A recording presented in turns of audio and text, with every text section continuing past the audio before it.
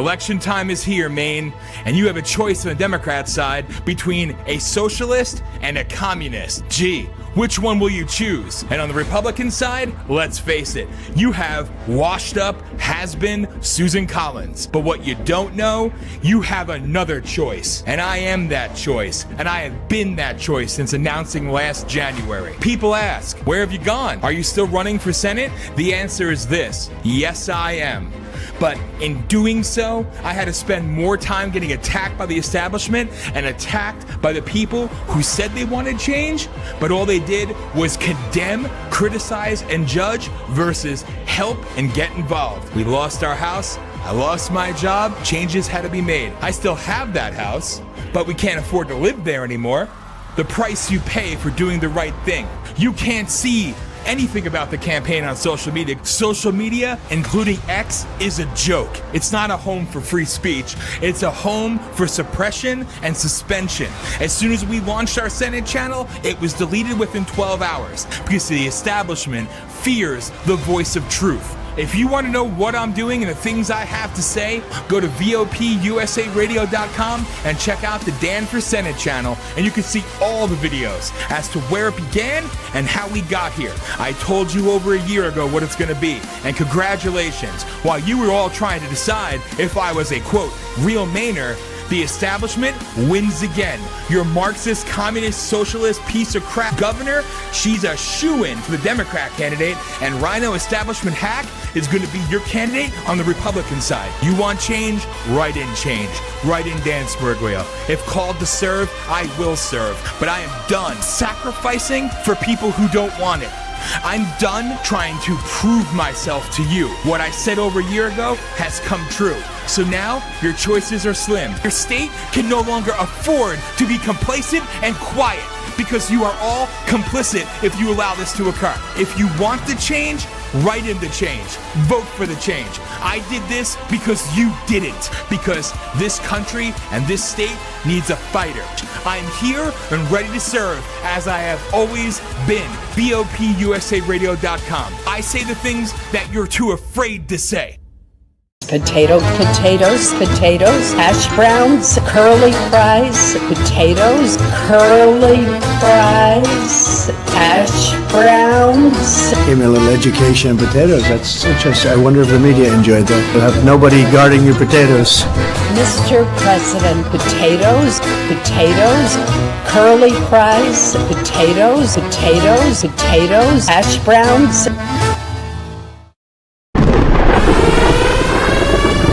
Breaking news, conservative activist Charlie Kirk has been killed after being shot in the neck. Getting more light on the assassination attempt on former President Donald Trump.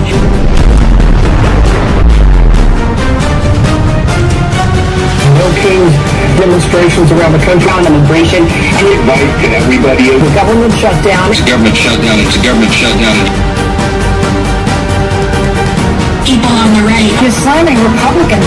Owen Schroyer is leaving InfoWars. You are a scammer. Israel.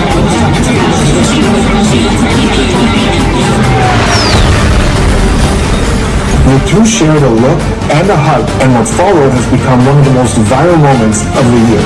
Y'all know that looks wrong. That looks bad. The placement of her hand. They claw. That they don't know what the fuck they're doing. You don't have the cards. So we spent 8 wars. 20 surviving Israeli hostages were freed from Hamas. A treasonous conspiracy against the American people, our republic, and an attempt to undermine President Trump's administration. And we will build a city hall. Agents were shot at while conducting an immigration enforcement operation earlier today.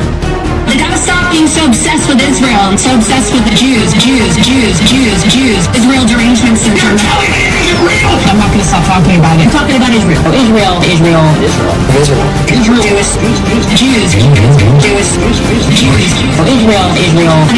Why did they call us all Nazi. You're a Nazi promoter. Welcome to the next wave of rebellion, awakening, and resistance. Let's rise above the noise. Welcome to Politi-Shock. Hi guys, it's me. Oh my gosh, girl, I love Bud Light. It makes me footloose and fancy free. It is so delicious. Excuse me. Shut your fucking hole. Somebody's got to put us back on track and say the shit that everybody else is thinking. You're listening to the Voice of the People USA Radio Network. We were given truth serum injections at birth. You are listening to Politi-Shock. Politi-Shock. Like, what's so, shocking about it? What does he say? You need to go back to your parade, crack a Bud Light, and put on your Target panties. It's a shame that real speak equals shock, but we will fly that flag. It may be crass and blunt to some, but the one damn thing you can count on is the truth. Welcome to Politi-Shock. Now, your host, Dan Smiriglio.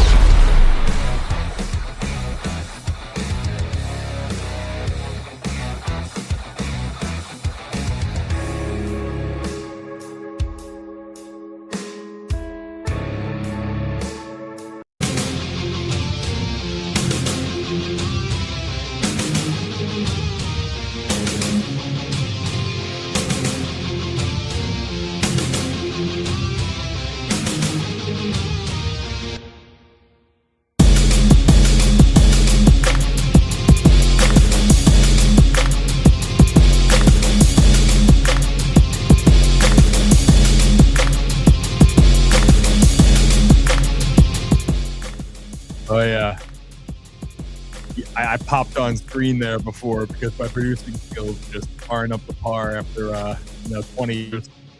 What can I say? I make mistakes, ladies and gentlemen. I could actually play the real version of this song, technically. Still play the YouTube and copyright strike free version, if you will. Handmade by a man named Hancro. This is social media moniker. Hancro. Hancro. It's Thursday night. It's 9:11 p.m. Eastern Time. A good evening, good afternoon, and good morning to everybody all over the world. Thank you for joining us here. My name is Dan Smiriglio. This is Politi-Shock. And we're coming to you live at VOPUSARadio.com, VOPUSARadio.com. And as you see right there, we're also available on Roku TV, Fire TV, Apple TV, Android TV. Just search VOP USA and download the channel for free. And you can watch us on your favorite streaming device, if you so desire. And remember, you could download the apps on Apple and Android. Just search VOP USA and you will find us. You can watch us 24/7. Watch past shows, new shows, website, app, network, exclusive content, and everything in between. So there you go. And obviously, this show comes to you live every Thursday night at 9 p.m. Eastern Time. Again, as we work our way towards July 3rd, 2026, a day before America turns 250, Politi-Shock and Voice of the People as a whole turns 20 officially. So, hi, everybody. 20 years to remember. Buy us a coffee if you'd be so kind and show your support. A huge shout out to the friend of the network, a friend of VOP, and somebody that I love and respect, Joe from the MAGA Lions. We love you, sir. You were our first supporter on Buy Me a Coffee. And a shout out to my dad, who was the second supporter to subscribe on Buy Me a Coffee. And it's because of my father that I even know what Buy Me a Coffee is. So I don't even like coffee, but I'll like this coffee. So remember, you can support real independent media that is not of the grifted class. And, you could do something and actually help us help you and provide more content because we have a ton of original content, original series, whole bunch of specials, events, and everything coming your way. It's going to be fun. We pay for everything out of pocket, as you all know. Now, tonight's a little bit different because obviously on Sunday nights, we had a hell of a turnout on Sunday night this past week, especially on the socials.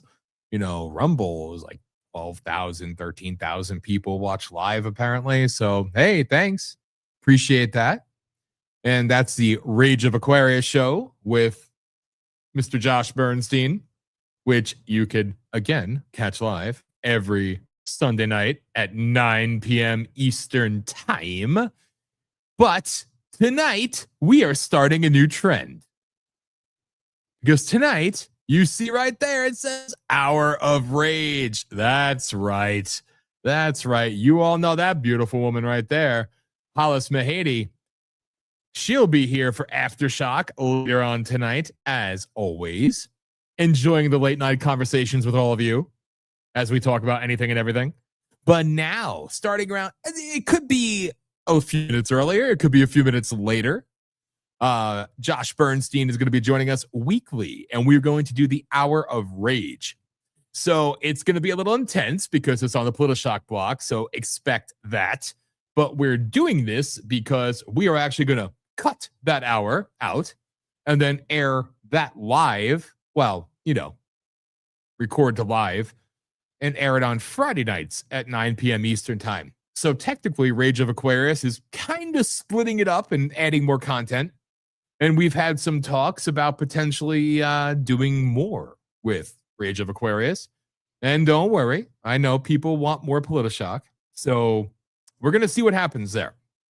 We're going to see whether it's the Dan Sbriglio show or it's the Politi-Shock more nights a week, or maybe it's a network. It's already a network exclusive. Let's freaking face it. But who knows? But we're going to do another Rage of Aquarius segment in this show. So that'll be an hour of content. And then if you miss it, you can catch it live on Friday nights. We won't be live, but it will. So there you have it. So a little bit of lineup change there, if you will. So let me look in the chat room. So many people. It's just you, Jim. Anyway. So,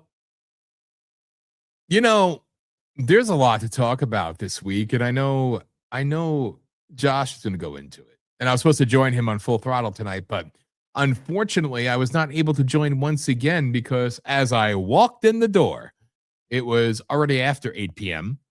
And then the computer decided to update and do all its fancy stuff because we were out all day. Because HOLLIS, my wife, had a very big day today and actually did her first official photo shoot and beginning day one, essentially, in preparation for the release of her album, which is completed. And I'm going to do an EP soon, and she'll talk more about that, but couldn't be more proud of her. Couldn't be more proud of all that she's done, been through, and continues to do. So we'll talk about that later, but it was a very long day, but really cool to see her back in her element doing what she's so great at, but genuinely loves to do, and better than ever. So we'll talk about that later on. So unfortunately, I missed Full Throttle with Josh. He hosts that every Thursday at 8 p.m. Eastern time, 6 p.m. his time for his supporters on Substack and his supporters elsewhere. So you should check that out. Links will be in the show descriptions. And there you have it. So remember, you can follow us on social if you so desire. That's at VOP USA Radio on X and at Dan Sbriglio on X. But, if that's your thing, I don't know why it would be because it kind of sucks there. But hey, all social media equates to censorship, hence why we have our own network. So, I know we're going to get into it with Josh. And I don't want to kind of steal his thunder, but, about 2 weeks ago when everybody was, bowing down and kissing the ground of the great youthful conservative warrior, Susan Collins, because she announced, I'm running. Again, I'd like to see her take 10 unsupported or unassisted steps on her own, much less run anywhere. And you can call that ageism. I just call that she's a decrepit old hag who should have been gone, who never should have been there in the first place, but she should have been gone about, 20 years ago? She's a corrupt demon. But I digress, so everybody was all proud of her. And then it was right from her big campaign announcement, all your conservative heroes were all praising the great Susan Collins. Oh, she votes with Donald Trump 31% of the time, 41% of the time, 46% of the time, 55% of the time, 13% of the time. He's better to have her than not. Why elect somebody who will vote 100% of the time with the president? We don't want that. No. We need a haggardly old, corrupt demon like Susan Collins in there. So all your conservative superheroes heap their support onto Susan Collins. And then 2 days later, the news died down. And then it was, well, Susan Collins is a holdout on the SAVE Act. Will she or won't she? Notably, it was midweek. Amazing. So Susan Collins' name all over the media and everybody telling everybody to call Susan Collins and call the senators holding out. And you did. And then come Friday, end of the week, Friday evening, Susan Collins, the great hero, she's going to vote for the SAVE Act. Oh my God, what a hero. And then all your same conservative superheroes heaping their love and praise and adulation on Susan Collins. Who cares that she turns a blind eye to human trafficking and her corrupt hardware company is involved in peddling and trafficking as well, and all the shit it does all throughout the state of Maine and the money that's stolen from the American taxpayer, and her husband who's stolen tens of millions of dollars of USAID and everything else. And no, she's a great person. Really, she's awesome. So everybody was all in their glory, and I would not say thank you. I would not say anything because I think she's a piece of crap and I don't respect her one bit. And I don't respect her office because it's an office that belongs to the people. I am one of the people, so therefore I'm her employer. And the people are their employers, so why this? Well, you have to have respect for the office. I respect the president. I respect the vice president. That's where it ends. All right. So I don't respect you because you're a civil servant. I don't respect you because you're a congressman or a senator elected or selected, just like Susie's case, to allegedly represent the will of the people. So I have to respect you. Why? Because you have a title. You're nothing to me. I will not respect you. You don't warrant respect. You never have and you never will. But some people, amen, Destructor. Some people they have to bond. Well, it's better than nothing. And now we're going to get the SAVE Act. We're going to get the SAVE Act. We're going to get the SAVE Act. And everybody's so happy. Was I celebrating with you all? No, not at all. Because it sounds great in theory because we need to start getting donations come rolling in for all your favorite elected officials as they gear up for their primary challenges. And, act like we need your money now. We need your money. Meanwhile, 100% of these Congress people and senators could literally go to their ATM and pay for their entire campaign themselves. But again, who cares about that? It should cost $1 billion, not $1 million, $1 billion for each election. It's only sensible. It's a perfect expenditure. People should give tens of millions to people who have hundreds of millions so they can spend billions to act as if they are one of you and represent you for 7 months. And then they win again. And then they forget about you until it's primary time again. Cool. So whatever. That's cool. So needless to say, I have zero respect for any office, and I will not jump to praise because I don't trust the Senate. I don't trust the Congress, and I never have, and I never will. They've given me no reason to do so. As a taxpayer, as a citizen, as an employer of these people, I ask you, and if you're not a taxpayer and you're not a citizen, well, quite frankly, fuck off while you're watching. But other than that, why should we respect them? What do they do for us that's so fantastic? Have they benefited our lives? Have they changed our lives for the better? Have they done some good deeds? No. Or very seldom. And only because it's politically expedient enough. Okay? So let's be honest. So as everybody praised them, fast forward to today, and now the SAVE Act might not even get to the floor. Oh my God. Those damn Democrats. This is what they, oh, that's right. It's Republicans in charge of the Congress, of the Senate, of the White House, majority in the Supreme Court. So obviously the Republicans do more to stop the president or attempt to stop the president, because you can't. You attempt to stop him more than the other side does. Cool. So now everybody is up in arms and wondering. They don't care about insecure elections. And even if it does even if it does become law, which I hope to God it does, but it should happen already before the first primary, but they'll drag it out longer, because it's what these people do. They're corrupt puppet pieces of trash, you see. I'm not telling you something you don't already know. So before you go and praise and jerk off into the wind about, oh, well, this RINO scum, but oh, well, thank you for doing the right thing. First off, no. My message to all the senators and all the Congress people, with maybe the exception of John Fetterman, blows my mind. You know what? Fuck you. You don't earn, you do nothing. You work less days than kids go to school in a year. And when you are working, what does that look like? Exactly. And you lie and you bullshit, and you don't care about the rule of law. Now, why would it be expedient for them to do it? Because it might make them look good in the primaries, but they don't like that game. They want to drag it out longer. So that way they dominate the news cycles, play the spin cycle game, do the whole bullshit dance with you all. You get mad, you engage, then you get happy and you donate to them. And you think they're going to save the world. Then you wonder, as soon as they get reelected, they betrayed us. We need to get rid of them. We need a challenger. That's all you keep saying. That's all you keep crying about online. We need primary challengers. The RINOs have got to go. Newsflash, they all have to go. Second, you don't really give a shit. You say it, but you don't back it up in action. You don't back it up in social media. You don't back it up at all. All right? You suck. And while we're at it, I saw Jim there, the one from Alabama. Yeah, he's actually all right. Actually, Governor Jim Justice, now Senator Jim Justice for West Virginia.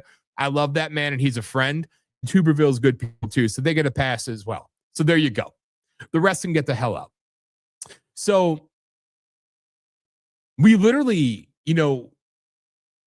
we're not so dispensable. And the people that fall into the clickbait rage bullshit and play this game and sit there, and I realize this, a lot are frauds. Some are good people.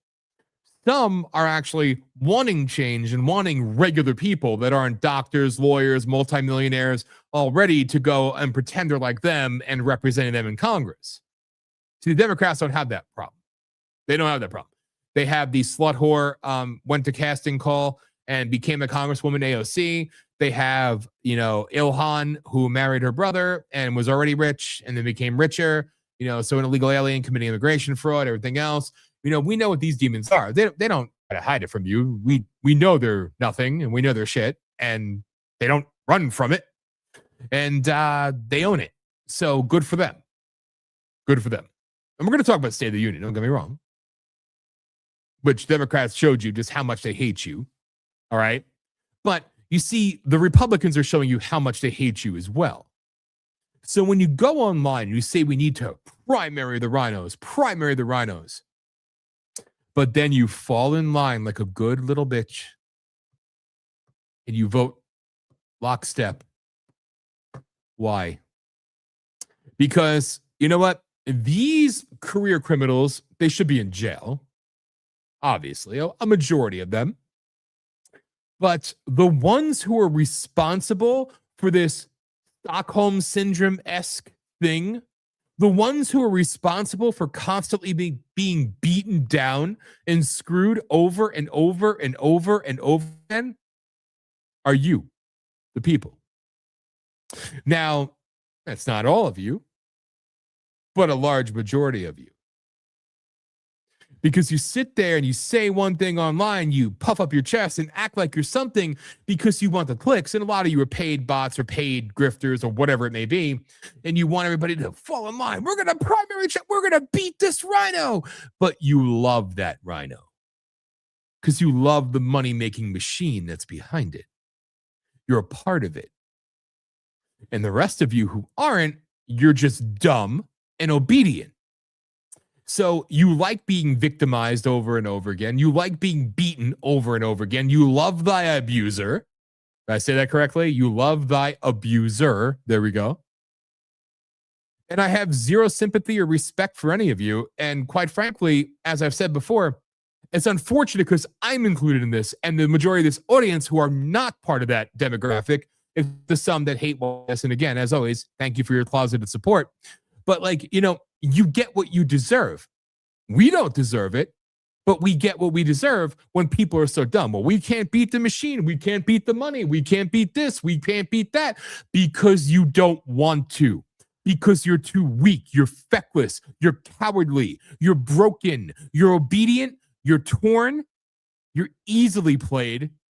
You're psyop to death. And you throw your arms up. Well, let's just go with it. No, let's just go with it. Sure, anything to keep a majority because the majority is doing so great right now, aren't they? Aren't they?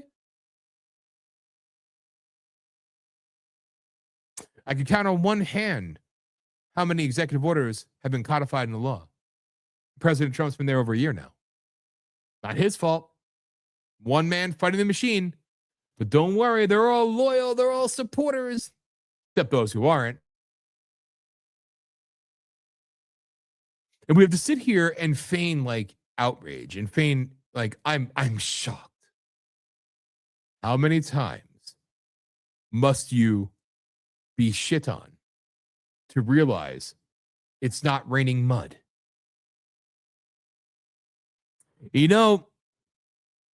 Things could be done, and hell, I'm on win red means nothing, believe me. But our 3 donations for the Senate campaign, appreciate everybody who's spent the money. And believe me, money hasn't even been spent. It's still sitting right there. But Win Red is just as corrupt as Act Blue, you see. So the right RINOs like Collins and the others, they use their smurfing and everything else, and they steal their elections and cheat a different way. Save Act doesn't really get into that, unfortunately. It would devastate the left, who wants the illegal alien slave to do their bidding. They count on that. But you see, it doesn't impact the right. So knowing that actually, honestly, makes what these Republican elected officials do that much worse. Because it would be more beneficial for them to support something that's popular, but it's not popular with the left. And you don't understand. I'm in a blue. All of your excuses are just that. They are excuses, and excuses are made by weak people with no balls, no heart, no soul, no spine. Well, it's the best we've got. Then you're a loser and you deserve shit. Okay? Well, we have to stick with it. You're a loser and you deserve shit. Anybody who utters those words to you, well, we have to go with because you've already lost the argument. You've lost the debate. You're a mindless, lobotomized zombie. You're a dumbass. And I say that sincerely. I'm not even mad right now. I say that from the bottom of my heart. You are an idiot and you deserve all the worst that life, all the bad shit that life has to offer. And that may be cruel, but I don't care. Because these people are sentencing us with corrupt scum in the opportunity. We have an opportunity now. Literally. We have the opportunity to take advantage of this moment in time and actually get rid of the trash, get rid of the establishment, and back the president And that's what you're all about, right? Unless you're those America First Nazis, America Only Nazis. Actually, the ones who chant that shit can't hit their chest because they're built like birds. But still, you have an opportunity. Instead, you fall in line. You fall in line over and over and over again. And you beat up the outsiders. You beat up the people who actually abide by the Constitution, who meet the requirements of the Constitution, and fall in line with what our founding fathers actually envisioned for our country, for our government. People standing up to serve the people. Crazy. It didn't say doctors, lawyers, and millionaires only. No. It was about regular people doing their service to their country by going to Philadelphia at the time, going to the Congress, going to the Senate, and servitude, serving the nation because it was the right, honorable, and noble thing to do. But we've lost that. So we're the bad ones. Those of us who challenge the system, those of us who challenge the establishment, we're the bad ones. We're the spoilers. The other thing these jerk-offs always say, you were sent here by Chuck Schumer. I have to tell you, to everyone who's ever sent that meme to me and others, seriously, I don't want to wish bad things on people, but I kind of hope you get gang raped by moose or meese, if you so prefer, because you are some of the dumbest motherfuckers in the world. You're dumber than the other ones. You're a Democrat plant, while the obvious Democrat plants literally sit there, lie to your face, MTG, Massey, Rand Paul. The list goes on, but they're heroes. But you must be a Democrat. You're only running as a Republican to fuck up what? Fuck up your supermajority? Your effectiveness? All the bold and wonderful things that you've done to save the country or pass the president's agenda? Is that it? You say it because you're clearly a clueless, incompetent idiot. You have no reasoning, ability to think for yourselves. You're a puppet. Most of you are bots, but you're stupid and you're ignorant and you're a dumbass. I hope I made that clear enough for you. Okay. So again, the grassroots people who you condemn because they don't have a campaign bus. I got something in the mail today. Email, excuse me. So this guy, I didn't even tell Hollis about this. So this guy was sent my way by somebody else who manages him. That's right there. Ooh. This is an independent canvasser, but he fights for conservative causes. So he's independent, but he fights for conservative causes. Okay. Having fun with that one already. So I'm representing him. Representing him, is he the greatest canvasser in the history of mankind? And he's done great things in Massachusetts and New Hampshire because they're doing great. Wow, he must be behind all the winners. And he could help you collect signatures in Maine. He's here for only $8 a vote. He can guarantee you 200. I didn't tell Hollis about this. 200. I didn't, did I? 200 signatures a week for $8 a signature. Okay? So I have to pay you to go and get people to sign a signature? You gotta love it. Well, you don't have a campaign team. Oh, as I've said, campaign consultants and everybody else reached out to me. It was either 40 or 50. I spoke with three. $40,000 or $50,000 up front, followed by $30,000 a month. That they all had in common. $30,000 a month, including one dude who's currently in prison. Remember that, Hollis? But he wanted to represent, and his agents represent, and he was a nice guy. But, and maybe a different me, but you're in prison. And you're going to be there for a while. But we'll get you to win. We'll run your campaign for you. He gave me a bargain, actually. He was like, $12,000 a month and $20,000 up front, but you could pay it over time. Oh, well, great. Again, I'm still missing that part of the Constitution where it says you need campaign managers, campaign consultants, all this crap. I miss that. I guess it's like what it really means by legal age and citizen and of age. Here's what it really means. It means you need millions and millions of dollars to make people rich while they basically, I hate the word, I'm not going to say it, they swindle and bullshit people, including the people they're representing, because they get paid either way. They get paid a lot of money either way. And then you have those noble ones. Well, this is all I do. Oh, this is all you do. So you pop up every other year or every 6 years and you run a campaign, you get paid $30,000 up, $50,000 up front, $30,000 a month. Oh, my heart goes out to you. You poor campaign consultants.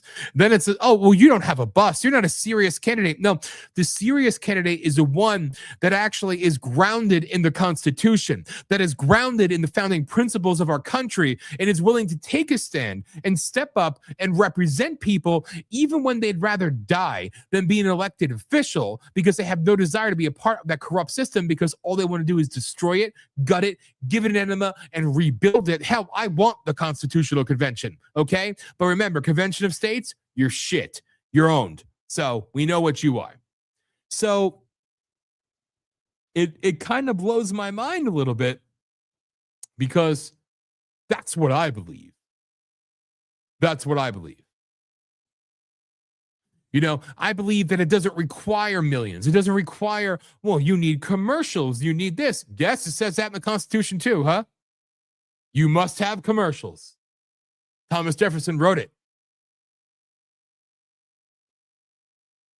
Again, think about, and believe me, it's worse in Georgia. It's worse everywhere else, but think about it. Hollis spoke about it last week. We've spoken about it before, but it's going to be nearly $1 billion spent on one race in Maine for Senate. And I'm coming at it with a campaign fund of $362. So, again, $1 billion could literally fix almost all the roads in Maine, could actually bring back laid off workers, service workers, union workers, and everything, all the above. You could fund pensions again. You could stop businesses from closing, but no, you have to throw billions of dollars away to elect scum, trash, demons, corrupt pieces of shit. But don't worry, the Maine GOP announced today that they're supporting some anti-corruption thing, and they're talking to a liaison from the White House. That's cool. I saw that one dude from the Maine GOP. I don't even know his name. I used to know his name. I don't care his name, but now I feel like I can speak freely. And maybe because I'm fat, I can get away with this. So if you say it, you're a heathen bastard, okay? So this dude from the Maine GOP, this son of a bitch he makes Chris Christie look skinny, all right? Like, this motherfucker's like a walking Hindenburg, okay? With his red tie that goes down to maybe between his nipples. He looks like Blimpie on steroids. And it's not nice to poke fun. It's not nice to make fun. But you know what? He deserves it because he's an arrogant douche. He's an arrogant douche. And he's the voice of conservatism in the state of Maine. Wow, that's great. You're doing fantastic there, buddy. But you're going to root out the corruption, except we don't want to talk about all the corrupt money he gets done. All the funneling of the money to the GOP, the Maine GOP, the corrupt Maine GOP. We don't want to talk about that, do we? No, we don't. So my point for bringing this up is, we have to throw billions of dollars at pieces of shit, pretend like we're reluctantly supporting those pieces of shit, hate those pieces of shit all year, but then when they do something good, oh, thank you so much for doing your fucking job, you pieces of shit. But we have to heap praise on you now. Thank you, master. I bow to you. I'm your obedient bitch. I'm your indentured servant. Oh, please, elected official, vote the way I want you to vote. Even though you're my employee and I'm your boss, please vote the way I want you to vote. If you say that, if you do that, you are a weak, mindless fucktard. Sorry for the language, but it's appropriate here. You are an idiot. So when I see everybody, the cavalry comes out and they all heap their praise. Thank you, Susan Collins. Thank you, Bitch McConnell. Thank you. I don't even know if he was one of them. Thank you, thank you, thank you, thank you. Honestly, you make me sick. You look like a dumbass. It's the majority of the people that do it. So you forget your morals. You forget the fact that you've been bitch slapped every single day since these people have been in office. But now, I got to do the right thing and say, thank you, master. Thank you. There, all my haters out there. There, call that racist, okay? Thank you, massa.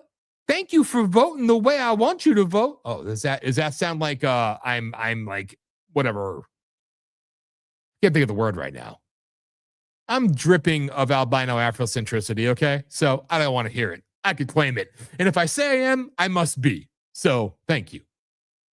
But seriously, like, think about how pathetically stupid it is to sit there and praise these corrupt, criminal pieces of trash because they did something that the majority wants you to do, but lo and behold, they're stalling and you really can't count on them. Imagine that. Wow.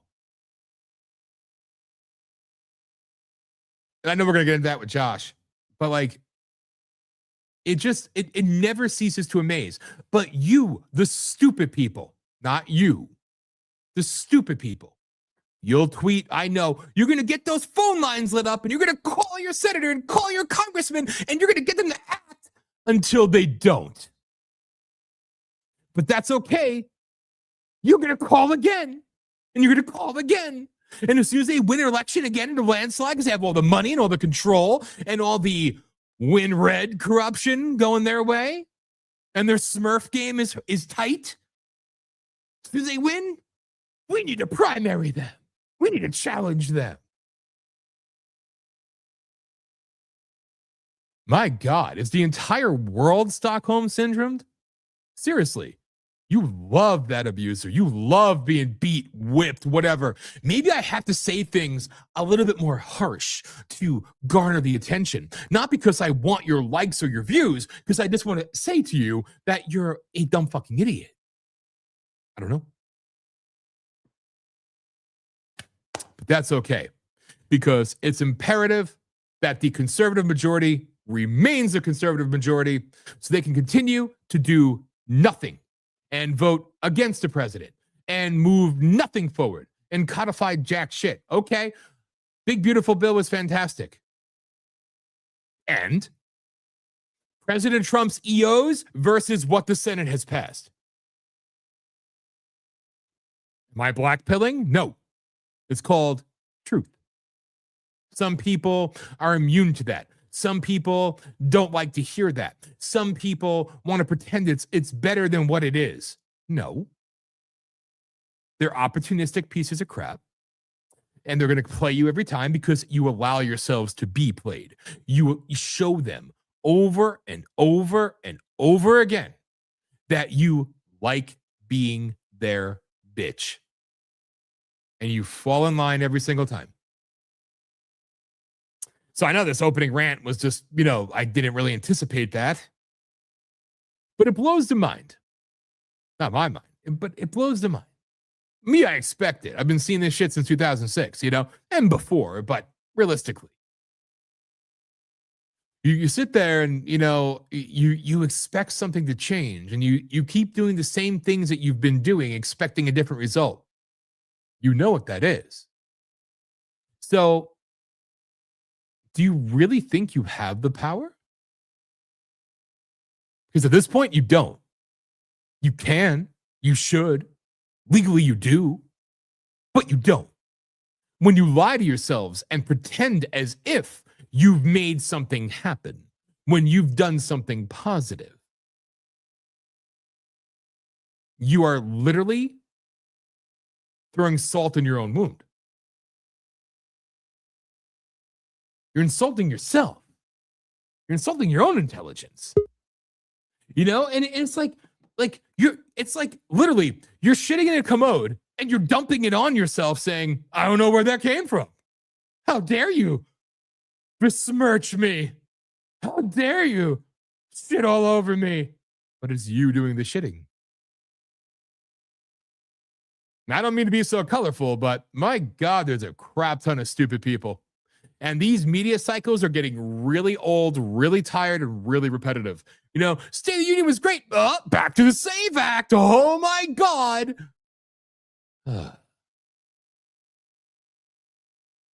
I just don't get it. I do get it. That's the problem. I do get it. I wish it were different.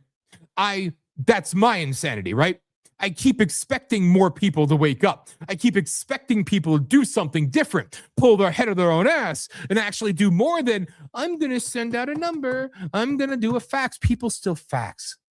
That's crazy to me. But hey, God bless. I actually like the fax. Kind of cool. Can't use one to save my life, but, you know, whatever. But like, you know, you do it right. Call, show up at their office. Because that's codified how many EOs right now? Is it working? Is it doing great? Is America saved? Again, I see one man doing his job and the rest suck. And then the brain dead masses out there in the world, you just want to go and glorify them when, well, they did something good. Don't you know? I'm going to do it again because why not, right? Because I've heard so many different ones. I might as well do it again. If I have to read it, I'm going to bore you with the bullshit, okay? Well, don't you know he votes with Trump 7% of the time, 11% of the time, 3% of the time, 22% of the time, 31% of the time, 41% of the time. So we have to keep him in. You fucking idiots. God, you are so pathetically moronic. It is a sin. And I'm not even upset. I love it. I love seeing you idiots, you morons. And a lot of the ones that do that don't even actually vote, which is priceless too. But that's a whole other story. But it's like, damn, who's worse? The scumbag dude who wrote me to say he represents some independent conservative canvasser who for only $8 a signature will go out there and canvass in Maine for me. Those people, the campaign consultants, the think tanks, the groups that go out there and tell these haggardly fucks what they should say and how they should act and how they should appear and appeal to you.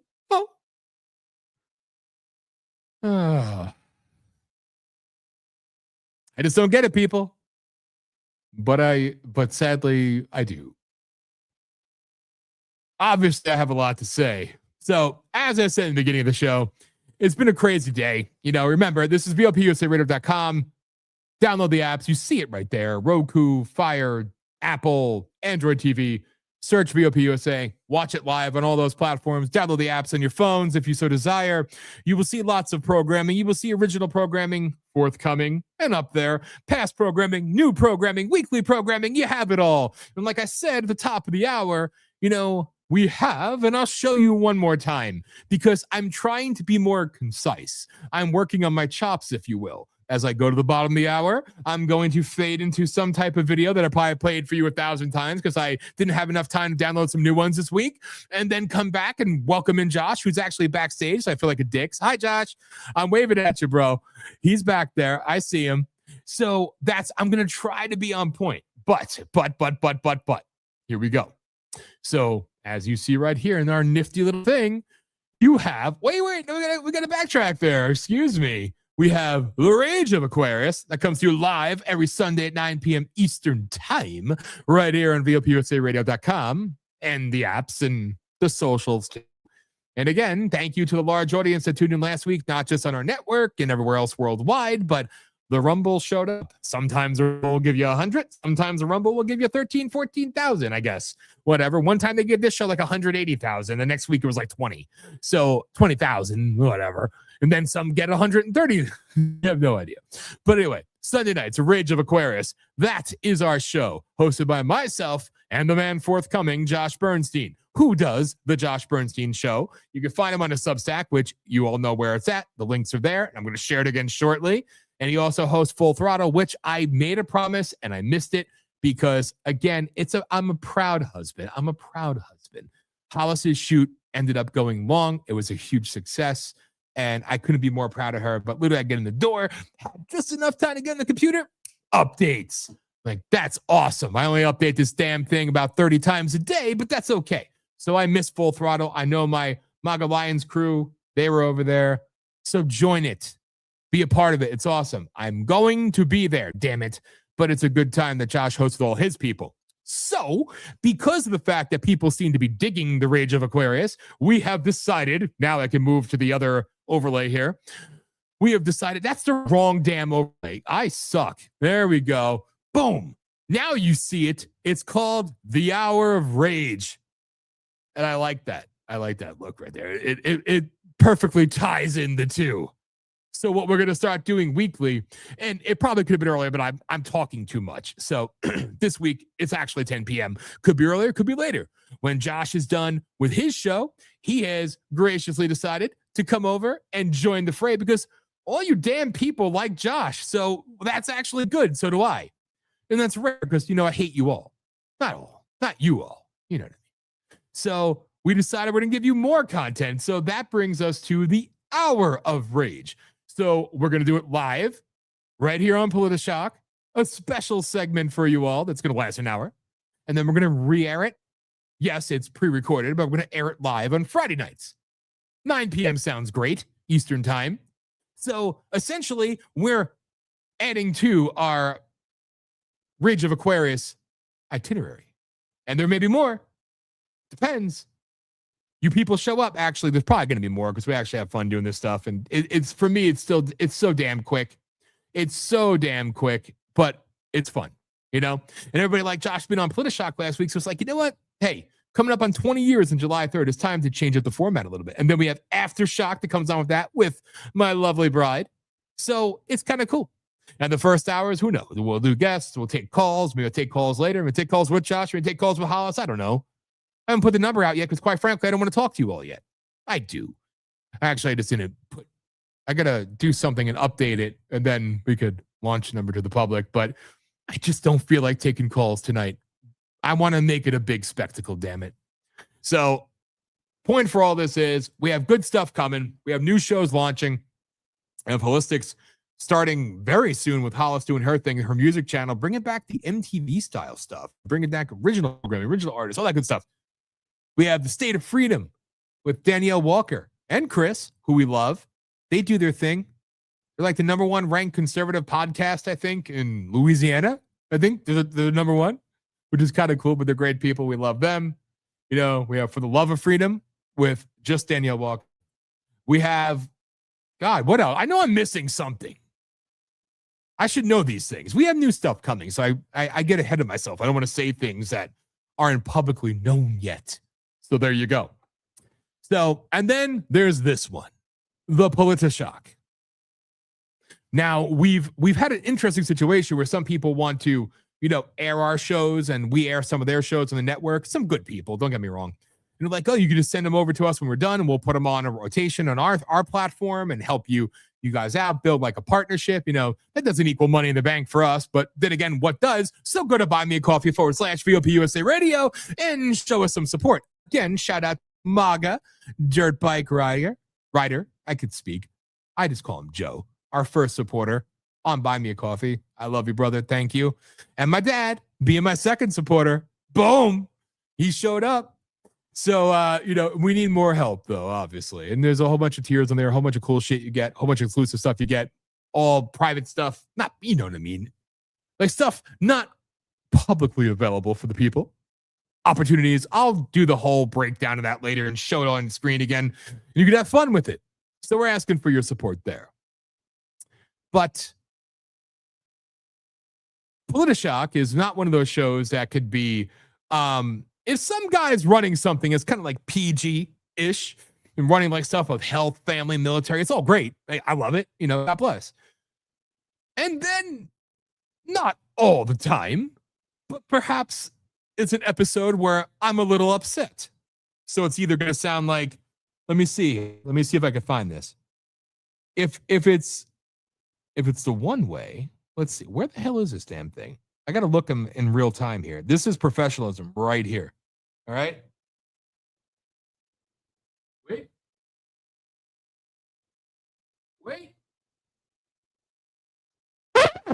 That's not it. That's not it either. Well, damn. All right. I'm done.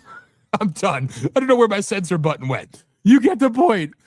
I shouldn't press buttons. It's a dangerous thing because I fuck things up very easily. So it's either going to be censored all the time, or you might be like, and help this family achieve their goal of home ownership. And then it'll cut into me, going on one of my rants where I might say fuck about 9,000 times in a matter of 13 seconds or doing what I do, so I don't know. So my point for bringing it up is Politi-Shock is going to be one of those shows that's going to be only on the network. And for now, it's on your social hell. It won't be for long. I mean, maybe till the end of the year, we'll keep it on social media, whoever has us, and then we're going to pull that shit. So, and if you want to see it, you're going to have to see it here. So there you go. My PG-13 show, I don't know. Maybe that'll be the Dan Spriggler show. Maybe it won't be. My point for bringing that up is I know people want more Politi-Shock as well, and we shall see. We're thinking about it, thinking about what it can do, what it can't do, and everything else. And, I enjoy doing this. This is my talk therapy, obviously, people. So I enjoy coming on here and just pissing people off and ranting and raging and raving. And again, we've been talking for 59 minutes. Well, take out 11 minutes for my intros. We've been talking all this time, but I haven't brought up the State of the Union yet. Right? See, we do things a little bit differently here. We don't talk about the topics of the day, if you will. Not always. We kind of just go wherever the hell we want to go. Wherever I want to go, because, it's my show. And then when I start bringing you all in, you could bring up the topics and we could have fun with it. So there you go. With that, it's time for a quick little commercial break. It's our own shit, but whatever. I'm just calling it a commercial break because I'm trying to work on that timing. And once we come back, I'm going to come back with the one and the only Josh Bernstein, and we're going to begin the Hour of Rage. So there you have it. So hang tight. This is the time. You got to take a piss? Go hit the head. If you got to do the other thing, well, download the app and take the phone in the bathroom with you. So there you go. Sharing is caring, especially helps to piss off people. And if you haven't followed us on all those wonderful places, please go and do so. And remember, VOPUSARadio.com, VOPUSARadio.com. Download the apps, find us on the smart TV channels. And I'm trying to think of something different to play for you, but it's my own damn fault. It's my own fault. I should have better. But I haven't recycled or reshuffled or anything else. So instead, you get my favorite music video. I'll be right back. CDC. Hey, CDC's greatest hits. CDC. Hey, now available with proof of vaccination. You've been fast and strong. You'll get all-time classics like. I got the jam. It's been too long. I'm glad to be fast. Yes, I got the juice. I took two. Tell me, Dr. Fauci, what you want me to do, 'cause I'm fast. Enter to win a signed copy of the album by Brian Johnson & Johnson. I took a fast vaccine during quarantine. It was the worst damn shakes I have ever seen. I'm number legendary hits like Quarantine for just 2 weeks. Stay away from me for just 6 feet. CDC will tell you lies. CDC and ignore all your cries. Hell's bell. Oh, Angus, are you alright? A palsy. You're shaking all over. You're shaking. Hell's bell. Somebody call a doctor. Where's Fauci? A palsy. Dr. Fauci, hello. Hell's bell. Hello. Dr. Fauci. A palsy. Hello. All right, that was a quick one, people. That was a quick one. But I love the song. I didn't play it in the beginning of the show. So, hey, whatever. It is what it is. What can I say? It's if I don't play it in the beginning, I got to sneak it in there somewhere because it just makes me happy. So there you have it. With that, ladies and gentlemen, because I've been ranting and raging and raving and all my wonderful shit that I've been doing, I want to welcome the one and the only. Sorry I was late to see your message, dude. It's my fault. I suck. I suck. I completely suck. At least I own it. I mean, hey. You own it. I do. I start the show, too, with an apology because, again, I missed Full Throttle because I got in late, but it was such a good day for Hollis. The shoot went awesome. So it's like, good to hear that. If it wasn't for the computer having to up, whatever. But ladies and gentlemen, welcome. Oh, this is weird. Welcome to the hour of Great. It's great to do it. And we're doing it now, what, two nights a week? So 2 nights. Here's the thing, everybody. As long as you keep watching, we'll keep doing. And if you watch more and more, we'll keep doing more and more. I think we have both come to that conclusion, and we enjoy it. It's a lot of fun, and we want to continue to do it. And the more, the merrier. So, great to be back with you. And by the way, I'm not doing the John Fetterman thing anymore. I apologize. So I got I got a little jacket on, and I ordered. I got to tell you this story. So, for my birthday, my wife ordered me something. And she didn't tell me that she got me something extra. And so she got me this really cool jacket. It hasn't come in yet, but it's like really cool red, white, and blue. And it's a leather.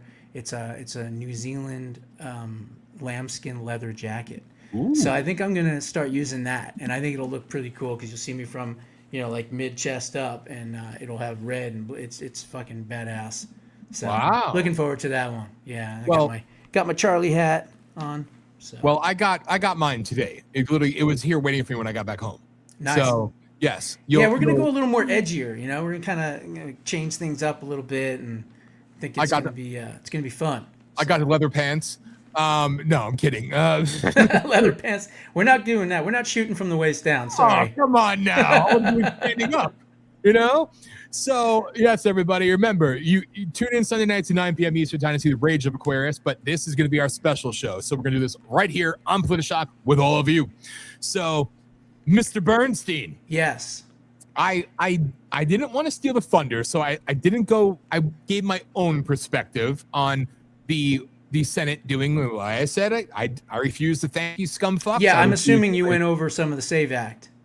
Yes, but I want to tear into it because I made the mistake of looking on X for a few minutes before I went on the air.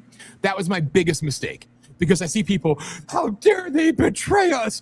Call. Like, here we go again. And it's just like, well, here's the thing. We've basically been, talking a little bit off the air and everything else, text message and stuff. And I let you know that tonight was going to be one of those nights where the language was probably going to flow. And we're going to kind of do something a little bit different. We won't do that all the time. But if you're not fucking pissed off at these cock-sucking fucking Republican fake assholes in the Senate, then I don't know what to tell you. Because we literally have just gotten shafted with a fist in the ass. Okay? We have 50 votes. Okay? We already have, and we probably have 51 to be honest. Because I think Fetterman's going to come aboard. So we don't even need JD, but that would be good too. But here's the thing. We have at least 50 votes.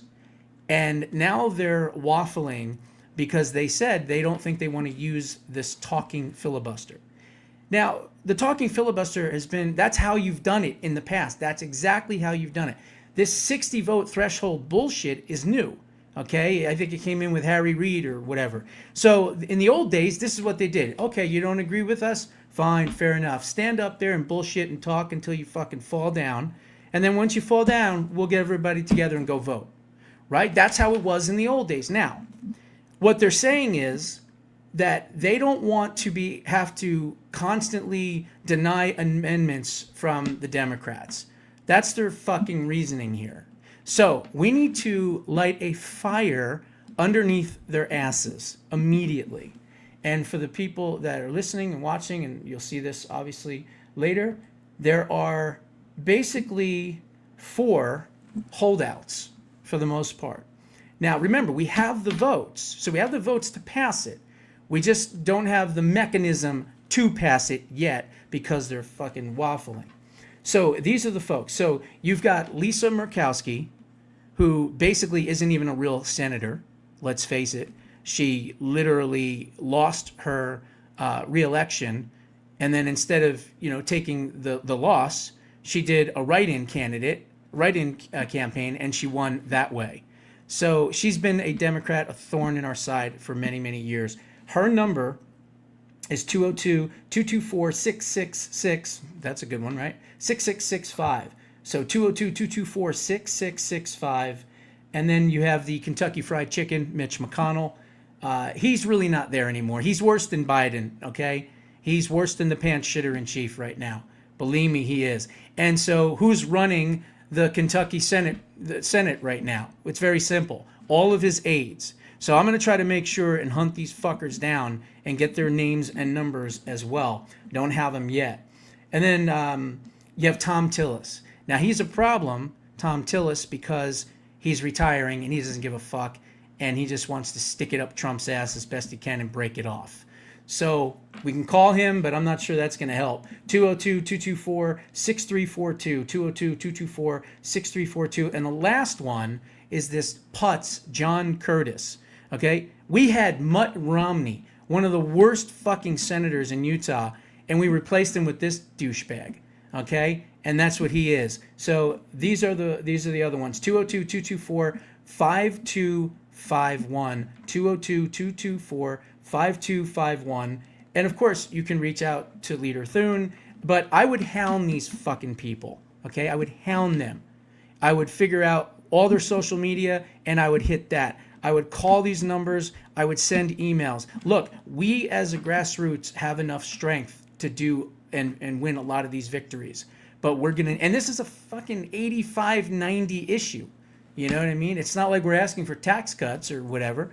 And so, and that's not even a big deal, nor should it be. But we can put the pressure on these assholes. I don't care if we show up in front of their offices. We're not going to dox them or anything, but show up in front of their offices. I don't care if we show up, you know, where their children live and go to school, but you can't obviously be on the property, but from a distance and setting up rallies. Let's be little Maxine Water-ish, right? Crazy Brown, James Brown in the wig, Maxine Waters. What did she say years ago? Get in their faces. It's fucking time. It's time to get in their faces. The people that are blocking it, which isn't even the Democrats. Remember, they don't give a shit about this shutdown, this temporary shutdown. They don't give a fuck about DHS funding. They don't give a shit about Renee Good and fucking Preddy or whatever the hell his name was. What they care about is if the government is shut down, they can't pass the SAVE Act. That's what this whole thing has been about. And the government is basically shut down. And so they've had time to get in the fucking ear of these people, and they're starting to backtrack. And that's where we need to come in and forcefully make sure that they get this thing done immediately. And that's what we need to work on. So thank you all for allowing that beautiful rant to take place. That was good. I'd give that a solid 9 out of 10 because you didn't raise your voice. You were very calm and consistent. I'm a little mellow. I had a couple of drinks, so you know. Oh, yeah. Well, throttle White Claw action, you know. Nice. I There like you those go. from time to time. Well, I'm drinking some Gatorade right now. So, well, there you go. You know, I mean, the poison in there isn't that much different than the alcohol. Insane. But, you know. So that's what I have to say about the SAVE Act. It's none of it surprises me. Like I said, I don't even give a shit anymore. I do. But I guess I'm more about, and there's nobody out there willing to really go that extra length, because I say we do hold rallies. We do go right in front of their houses. I don't give a shit if we dox them. I don't care what happens to these people, because they're our employees and they suck at what they do. So therefore, well, legally we can't dox them. I mean, you can get in a lot of trouble. So look, we can put pressure, but we have to do it in, you know, the constitutional legal way, which is you can't knock on their door and drag them out by their fucking hair like we'd like to. So instead you can go to where they live, and you have to be in the street on public property, you know, across the street from their house. But you could set up at fucking 12:30 at night with pots and pans. If you live in one of those states, find out where they live, go there, and fucking 3 o'clock in the morning with fucking pots and pans and microphones and everything. Say, pass the fucking SAVE Act. We need to take it, and we need to get the pressure up, okay? We have to do it legally, and we will. But there are ways to do it. There are tactics to use that are still legal, and will put a lot of pressure. And that's what we need to do. So pressure is one thing. Anyone that wants to learn more. And the other thing is, before I even get to that, we've got to make sure that we get rid of these RINOs. And we need to run these MAGA Republicans. and we got to vet the shit out of them to make sure that they're solid. And if anyone that wants to run for office, I have helped, I can't count how many people, with messaging and also to get them elected, okay? I worked with the Tea Party Patriots a long time ago, 2014, and we were helping getting a lot of the Tea Party candidates through the primary and then winning. And so I have experience with that. So if you want, you can join the Substack.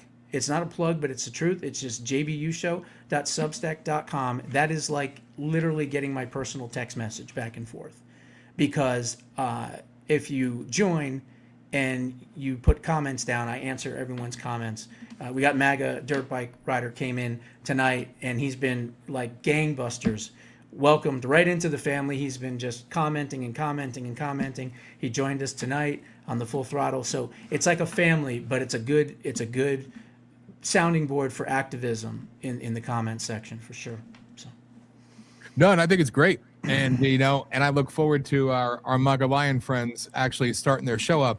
Joe, we have to talk this weekend, and getting out there and giving a platform for these people, you know, and it's something that I'm very big on, and I need to do better, but I've done it before and I will do it again. But, you know, I don't know, call it the old bitter me, call it the activist in me. I'm done with the same old tired bullshit. I just want to find enough people with some balls out there to actually go out there and do something besides the same old, you know, prescribed crap. And, you know, the fear, make them feel the power is one thing, sure, but what they need is the fear of God.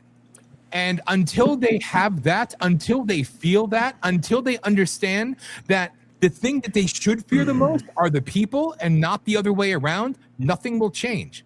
And the problem is, Dan, is that in order to have a fear of God, you have to believe in God exactly. and love God. That's and the other these problem. are godless, satanic scumbags. Yeah, I agree. That have come to Washington to enrich themselves, and they don't give a fuck about us. Yep. So it's our job to make them give a fuck. And that's by being the point. civically active in their face and engaged. And remember, a politician, self-preservation is the biggest motivator for any politician, regardless of what party. So enough pressure and they will cave.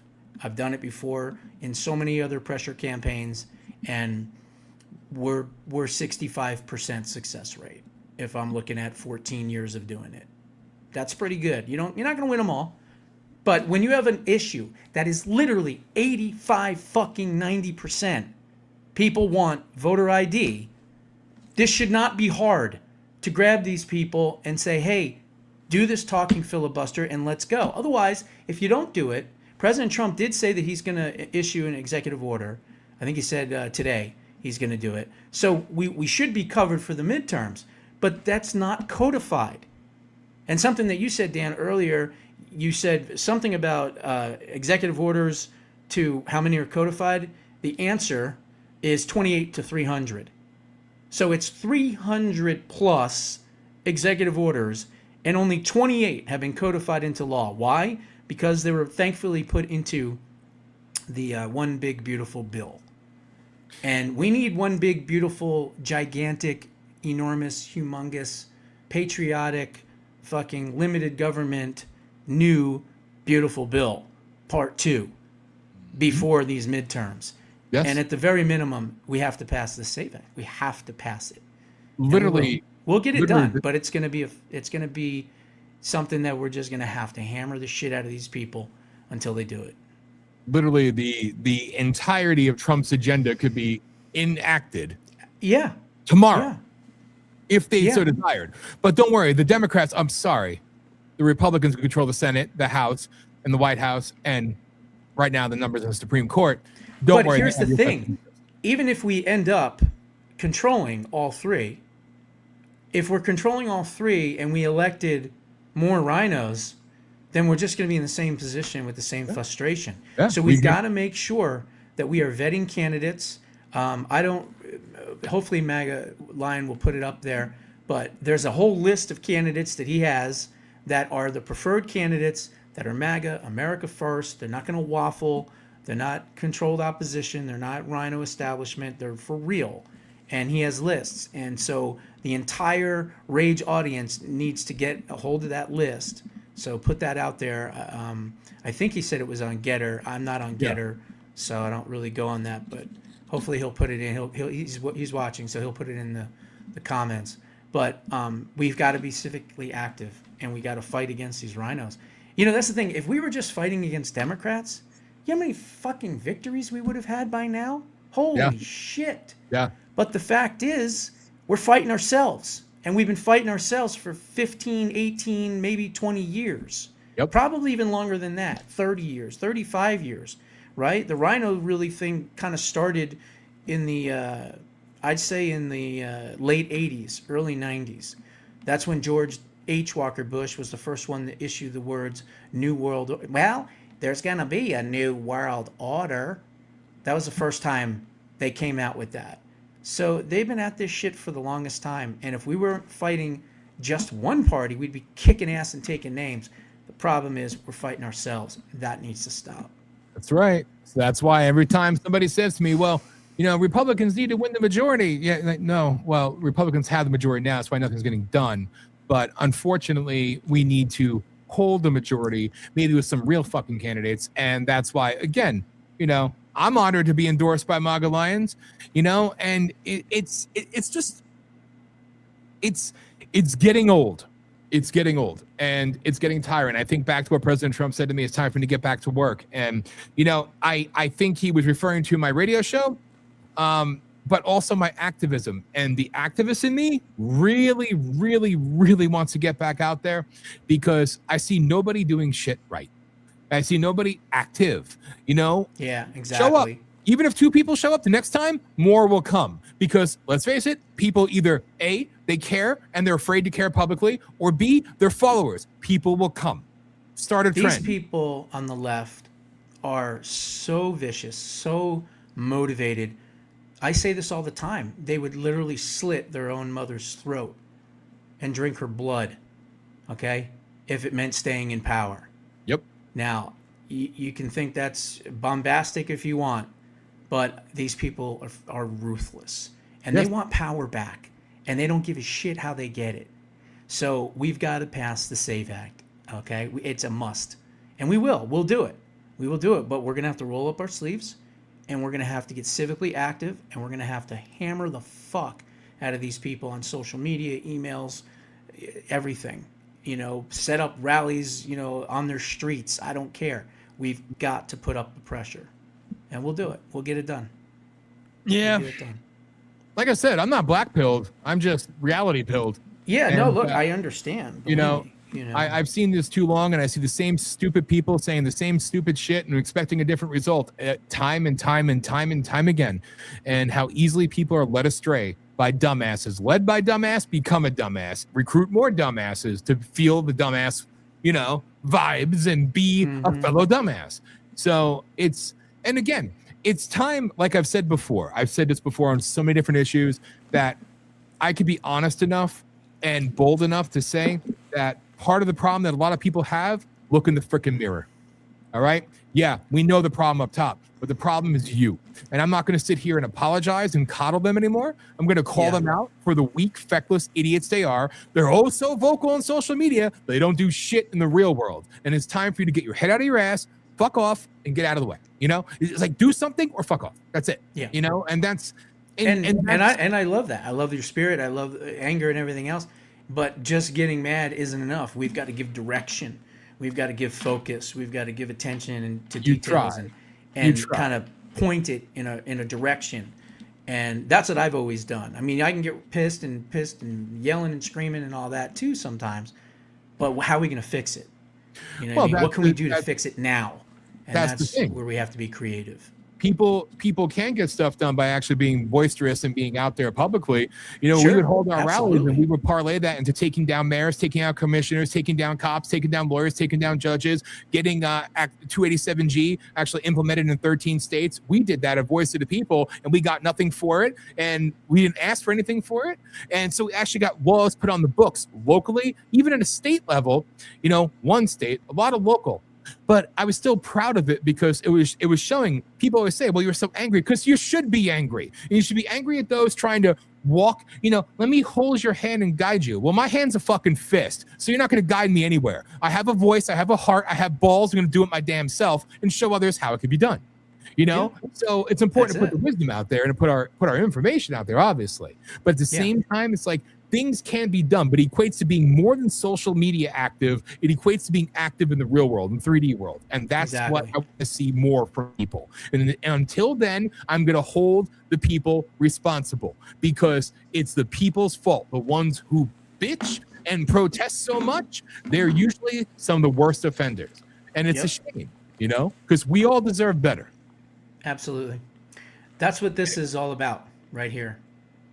It's all about activism. It teaches you how to do the activism, how to pass ballot initiatives when you have a governor that you can't, is going to veto it, how to get past it, all that stuff. That's what preserving liberty is about. So, again, folks, if you want to learn a lot of stuff and understand how things kind of work, where the sausage is made, the meal is made behind the scenes, that's kind of what I do. I break down every issue, and then I say, okay, how can we fix this? And I came up with lots of different ways to fix things. And that's what we have to do. And it's important for everyone to have a voice. It's not just about me or Dan, it's about all of you. Because we can talk into an echo chamber as much as we want, but if we can't motivate people to help us with the ideas that we have in order to facilitate preserving liberty, why I named it that, well, then what good are we? So that's why, you're all just as important. And again, contact them on social media, email them, all of that stuff. So anyway, what'd you think of that? Absolutely incredible for our side, but just demonic on their side. State of the disunion. Let's call it what it really truly is. People are disunion fucking reality. Yes, it was fantastic, and he publicly bitch slapped them and showed the world just how much they hate you, just how much they hate liberty, they hate freedom, they hate justice, they hate their oath. Apparently, the same oath that I took, that they took, and means nothing to them. And they fell for it, hook, line, and sinker. It made me like John Fetterman even more. Yeah, put a suit on. Holy shit! Yes, huh? yes. And the solo Democrat kept standing up. That he was the one. And his speech was fantastic. It made you just say "fuck yeah, America," And it was bold. It was in your face. I loved every single time he'd look towards the left, like when he would do that. When he would lean. Yes, it was great. That face, they're crazy. Seeing the they are crazy though. Yeah, and seeing the inbred in the jihad, or hijab, excuse me. The towel-headed fuck in the back next to the woman with the giant beard. Yes, her. The one who has a faith only a brother can love. Yeah. It's sickening to see these things and that disgusting what's her face that was next to her, that Rashad or whatever. Mustachio. What? Yeah, the thing. Palestinian. Disgusting. Like, these people are sickening, but I absolutely love what he did. It was a masterclass. He Trump rolled them all damn night long, and it was such a great speech. Just point after point after point. It really was. And I've been saying this a lot for the past couple of days. There's a reason that they wouldn't stand and couldn't stand. And it's very simple, and I don't understand why anyone in the media hasn't been able to hit this yet. If they stand, then they admit that these people that were invited to the State of the Union address, these incredible human beings, such courageous people, from Irina's mother to the Chinook helicopter pilot, to the World War II veteran who's turning 100, to the victim of the car crash, to the prisoner being released from Venezuela, to all of those incredible things. A lot of those things happened because of their policies. So if they stand up, they're admitting that their policies caused these travesties in these people's lives. That's why they can't stand up. And if they did, then they lose their base, because their base abandons them. So they were in a lose-lose situation. And I'm so glad that President Trump put them in that position. He was absolutely masterful. Absolutely masterful. And the way that he trapped them, holy shit, can you imagine the ads in the midterms showing all these idiots sitting down for all these incredible human beings, the hockey team not even standing for that. I mean, it's not even political. Like, what the hell? These people, as he said, are crazy. They're worse than crazy, Mr. President. They're fucking demonic. They are fucking demonic, and they need to be destroyed. Okay? Plain and simple. I won't go any further than that. It was beautiful, and he played them so well. But again, the line of the night for me, it was almost as up there with him saying that we live in a republic, a constitutional republic. I'll never forget that, and I'll forever thank him for that. He's already, he's a new founding father. But nevertheless, when he literally recited the oath, like just that piece of the oath, and they didn't stand. Brilliant.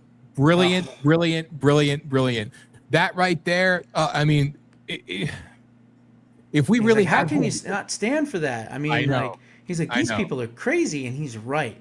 I just hope that the people that did watch, obviously the base, Republicans, independents, maybe even a few, Democrats too, because they're going so fucking crazy, they're losing half their own party too. Mm-hmm. And so I hope that those people saw it and said, wow, you know what? All that shit that we hear from the prostitute whores in the media is all bullshit. This is really who he is. This is how he speaks. This is, there's no filter. In other words, he had 2 hours without a filter, without an edit, without a misleading statement. You know what I mean? So he was able to get directly to the people. And every time he does that, he always does even better and better. And so I think it was 64-36? Yeah. 64% approved, 36% didn't. Yep. So, and those 36% are fucking just brain dead. But that's a big percentage. I would have expected it like 24%. Yeah. 36%. That's a lot of winning for the country, and a lot of people going, nah, fuck it, I don't like that. Yeah. That's scary. That's pretty terrifying, actually. Yeah. To know that 36% disagreed with all of the success that we've had in this country. That's people should be cognizant of that. You gotta love it, man. They're really showing their ass now, huh? It's sick. These people are sick, and it goes without saying. I expect nothing, nothing will ever change with those freaks, because it's exactly what they are. They're freaks. But again, one man just single-handedly took the whole midterms, took the whole Republican Party, took all of America, put it on his back, and said, let's roll. And he yet again taught everybody, this is how you do it. This is what enough of majority, even in light of stealing and theft, wants in this country. He's showing them what to do. He's showing the world. And he's always done that. Yes. That's the thing. And I think I made this mention. I don't know if I did it on your show or another show, but I find it amazing that it is easier for the President of the United States, who is a unique individual, to say the least, is able to reset the world's global order easier than it is to get things passed that are good for America at home. Yeah. That is just insane. But you know what? I am so thankful that he is doing what he's doing on the global stage and for national security. People are saying, oh, he should concentrate more on domestic. No, actually, he shouldn't.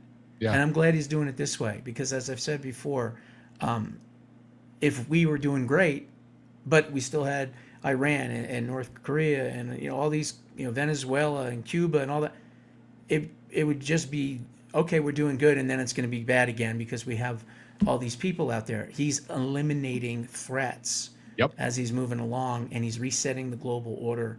And I'm telling you right now, when Iran falls, we are going to immediately be the world's #1 crude oil reserve country by billions and billions, like 560 billion reserve of oil reserves once that regime falls. Because you take their 303, You take the 380 or something that was from Venezuela, they were the number one.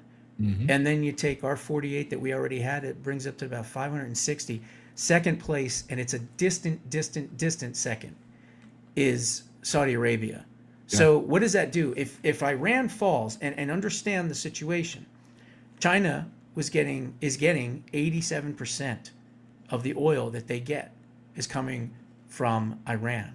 The other 13 they already lost, which was Venezuela. So they have a particular interest in making sure that they can still get oil for their country. And so if we take Iran, because I don't believe China or anyone else is going to get involved. So when we destroy that regime, we now reset the entire world order. And that means that 90% of the entire world, if they want oil, has to buy from the United States. That's a fucking legacy. Hell yeah. That's a legacy. That is global dominance. And that's why I'm fine with him fixing the world's problems before the domestic stuff. Absolutely. Because I can see bigger picture. Was there an update today on the peace talks with Iran? I saw something pop over the phone. But There was some bullshit where the Iranians said no because we want. Look, there is no negotiations. You can't negotiate with terrorists. Yes. Okay, you eliminate terrorists. You don't negotiate with them. But they could be doing the quote unquote negotiations in parentheses to buy time so that they can bring more equipment. They were waiting on the U.S.S. Gerald Ford. That's there. Now there's 15 F-22 fighter pilots parked right now in southern Israel. And these have not been deployed, I don't think, ever before. And maybe one other time. And these are the baddest of the baddest. I mean, they make a noise and a sound, obviously, like a jet would coming off the platform of the aircraft carrier. But then they have something built into them that covers their sound, so they're silent. Not to mention they don't show up in any radar.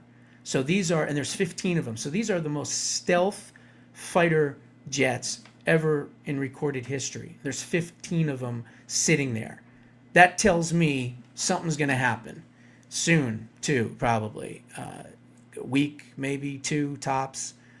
Something's going to happen. Yeah. And when it does, we are going to liberate 92 million. Yeah, 92 million plus 28 million. What number is that? That's like 110 or whatever million. So when the Cuban regime falls by the end of his term, you've now liberated 130 million people from tyranny around the world. Yep. That's a fucking legacy. Hell yeah. And that's badass right there. And you love to see it. And you see, like we talked about before, we talked about on Sunday, something's going to happen soon. It's not posturing just for strength for negotiation deal. No, we're way past that. It's not like you're going to see Trumpster flying out there and meeting with these people either. Believe me. I would say we are in final preparation mode. Yes. I would say already at this point. Yes. And look, the thing is, we should have done it months ago, but these things take time. Yep. It's just, I feel bad that we told the Iranian people that are suffering under this tyranny and getting killed like crazy. I mean, he said at the State of the Union, 32,000. Mm-hmm. It's way more than that. Mm-hmm. Way more than that. See, the problem is that it's almost impossible to get real numbers in media from Iran's media, obviously. And then if it is real, then you got to worry about the fake news. The international media is all bullshit, right? So the only way you're going to really get the truth is on leaks. Doctors leaking things, people that are, fighting for their survival, leaking things. And from what I have seen from some of my sources, we're talking 112,000 people have already been killed, not 32. And about 3.62 million have been injured. And it's horrific to think, number one. But number two, we shouldn't have said we're coming when we didn't. You know what I mean? Like, I know we're going to, but those poor people kept fighting and fighting, thinking that we were on our way. You know what I mean? And of course, it took time to strategize everything. I just wish we didn't give them that kind of hope then. But then again, they needed it too. I guess you could look at it the other side too, that they needed it to continue their fight for liberty. And so maybe that is a better way to go. But I don't know. I just feel so bad for those people. They have suffered so long. I mean, it's just sickening. What is it, 46 years? I'm 51. Yeah. So it's fucking 46 years. Enough. Yeah. And so these people have had enough. And we got to do regime change. That's it. That's right. So I'm looking forward to it when it happens. Like I said, maybe we'll do a live special. We'll just get some popcorn and we'll watch it all go down. That should be about Trump taking down the regime in Iran. Should maybe get us an hour. It should take about an hour. So we'll get through one nice tub of popcorn. Yeah, I mean, here's the reality is that this isn't going to be a long, prolonged type of kinetic action where we were bogged down for years in Afghanistan and bogged down in Iraq. Like, this administration's already shown that they're willing to use precise, extreme violence for a very short amount of time to get things to change. And I don't see any problem with that, right? That's how you win. That's how you win. And that's why Trump said it in his State of the Union for a reason. That's why Space Force is so damn important. Please believe. Absolutely. So shout out to them. I mean, that's what you do. Overwhelming force, not a single solitary boot on the ground, or if it's Venezuela, boots on the ground for about 32 minutes. And that's about all you need. Otherwise, we're not doing that bullshit of old. And that's exactly the type of resolve and strength that needs to be shown soon. And I have all the faith, like I've said for weeks, that it's going to happen. It's not like we're bloodthirsty. I mean, they're the ones that are screaming death to America, death to Israel all the time. But it's not like Americans are bloodthirsty. We just don't want to see other people suffer. Yeah. And we're free, and we want other people to be free too. I mean, it's a God-given, innate, want and desire to be free. Yes. Americans, are free, and other people should be free. We shouldn't have tyranny in the world. And sadly, there's a lot of it. So I'm glad that we are liberating people around the world. Now, that doesn't mean I'm a nation builder or that I believe in any kind of collectivism out there. That's all bullshit. All I'm saying is if there's less tyranny, communism, Islamism, all these things, if there's less of it, there's going to be more peace. Plain and fucking simple. Yep. And so that's why I'm glad that we are eliminating these communist bastards from the globe. And the problem is now there are so many of them here right at home. And we got to worry about the ones that are here at home too. Yeah. And that's the open borders for you. Fucked us good. And speaking of which, we certainly haven't heard much about Mexico and the cartels the last few days, have we? Not since Sunday. No, I haven't heard much either. So I don't know if they got that under control or what. But, when Trump, one of the executive orders that he did was an executive order to designate 11 drug cartels as narco-terrorist organizations. Yep. That set the stage to go after Maduro. That was part of it. And clearly we are helping to train the Mexican officials, and they basically are on the way of taking out the Jalisco Generacion or whatever it's called. It's a nasty cartel as well. So that was a big dude that they took out. And so the less of these drug cartels that are out there, obviously the better is too. So it's amazing what this president has been able to do in a little over a year. He's basically came back and he said, here's my balls. You need fucking 10 wheelbarrows to hold them all. And I'm back in charge, and I'm the grown up, and the rest of you are going to fucking wake up and listen. This is how we're going to moving forward in the world, and you're going to listen to me, and this is how it is. So like he came in as like an enforcer, and that's exactly what he had to do because America was so weak and so just completely compromised from the CCP, and quite frankly, it still is. We just arrested some asshole in the Air Force. Yeah. 42 fucking years. This guy's in the Air Force. 42 years. Master pilot. And he's teaching the CCP, Air Force or whatever, all the fucking secrets of America. Amazing. No trial, no investigation, firing squad. That's treason. Yep. U.S.C. 182381. That is treason against your country. Plain and simple. Quick, painful, and public. That's exactly the way it needs to go. You know? Unbelievable. And it's just common sense. That's not extremism. That's just called fucking law, justice. That's it. Done. Finite. We don't need to play American way. That's how we do things. We don't need to play the bullshit game. Let's send him to prison for get the fuck out of here. No, kill him. All right. Treason is treason, and the sad reality is that it hasn't been treated with the harshness that it was intended to be treated with when it was put into law. It was, okay, if you committed treason against your country, that's it. You're gone. You're done. It's over. And then it got soft. And then, of course, this and the courts came in and then fucking appeals and this and that. There should be no appeals if someone is found guilty of treason. Immediate punishment. So, I agree. I'm right there with you. We're too soft, man. That's the overarching gist of everything that I'm saying tonight. You know, because you know me, I don't plan jack shit. But my whole thing is just the weakness and the idiocy and the continued idiocy and weakness is just, we need to do better. We need to do better. We need to be better. That's it. Bottom line, you know, and it can be done. This country was built on it. So it's time to nut up again. Bottom line. That's what it comes down to, you know? So it's just absolutely true. It gets frustrating. You know what I mean? Yep. So, okay. So, I know you've been on for a while. I apologize. No, we're fine. I think it's my fault. We got 16 minutes. Well, 15 minutes and 50 seconds to be for this. Yeah, for this we're good. Segment. Okay.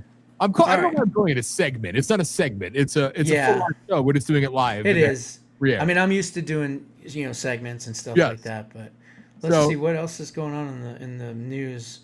Oh, this whole Hillary Clinton thing. Holy cow. She didn't know Epstein, don't you know? Oh, please. Yeah. She was probably licking his balls. Right. Okay. Even though she's a leslie. I know. They know each other. Okay? Hillary Give me a break. Oh my God, man. I mean, Kankles McPantsuit knows him. Okay. And knew him. And it's just unbelievable. And so what? So I guess a congresswoman, right? Lauren Boebert, Colorado. She snapped a picture, I hear, of her in the deposition. And of course, the left-wing commie lawyers that she had with her said, there's a picture that we're stopping right now. No more deposition. They were looking for ways to get out of this thing. And they need to continue. And here's the thing. Remember, Hillary said that she wanted the deposition in public. Yes. So why the hell is it behind closed doors? That doesn't make any sense. She actually said. Now, the reason she said that is pretty simple, because she knew that if it was public, it would have been a lot harder for them to ask the really, really hard questions, right? So maybe that's why they are doing it in private. But I thought that she didn't agree to that. So I don't know. Look, there's no question they're involved in that shit. No question at all. I mean, Jason Alborn, who is from Australia, excellent broadcaster too. We do a show as well. And he broke down and literally tied the Clintons, the Clinton Foundation, to child trafficking in Haiti. Yes. And then it was like, and to the Comet Pizzagate thing, which now we know, based on these Epstein releases, was obviously true. We knew it was true back then. Now it's been verified and confirmed. And so he did this incredible weave and all the document. He did a really good job. And so, but then I said to him, okay, wonderful. How are we going to hold them accountable? You know, and that's always been the problem. That's been the problem. This multiple tier justice system must end. It must end. And the only way it's going to end is if we really, really kick it up a notch, holding these people accountable, because we have to put the fear of God into the other side to make sure that they understand what we mean. Because believe me, if they get back in power, if you thought they were vicious for 4 years, you have not seen anything yet. Yep. I don't think it'll happen. I think JD will win in 2028. I mean, especially if he puts Marco on the ticket, it's fucking unbeatable. Yep. But that doesn't mean that they're not going to try every fucking trick in the book. And again, as we talked about all night long, it reverts all back to election integrity and Yes. the SAVE Act. So. And it's funny because one of the things that I saw brought up, and I'm gonna just go there and talk about it because why not? But it's directly related to Haitian young girls. We're talking girls ages 6 through 13, where the majority of these individuals on Epstein Island, that one, the youngest, 9 years old, was pregnant, and when she gave birth, over 300 men raped the baby still attached to the umbilical cord. So of course the baby died, the mother died, and then they ate the baby. And these aren't, and again, anybody please sue me. No question about it that they eat fucking babies. They eat dogs, right? They eat the dogs. They eat the cats. They're eating the pets. There's video, I've saved it on X of like literally like a large Haitian black woman sitting in the back of an alley somewhere in Ohio, and she's got a fucking little barbecue thing to the side, and she's literally got a cat in her hands and her mouth, and she's biting it like it's a fucking chicken wing. Okay, I literally have the video, at least somewhere in my computer. I'd have to find it. But what I'm saying is, Dan's right, 100%. These people are fucking cannibals. They'll eat fucking anything. And yeah, keep going. I just want to make that point. Because it's true. You added the perfect color, unfortunately, to a horrendous fucking thing, and again, this is some of the shit that's actually there in those files that people can read about.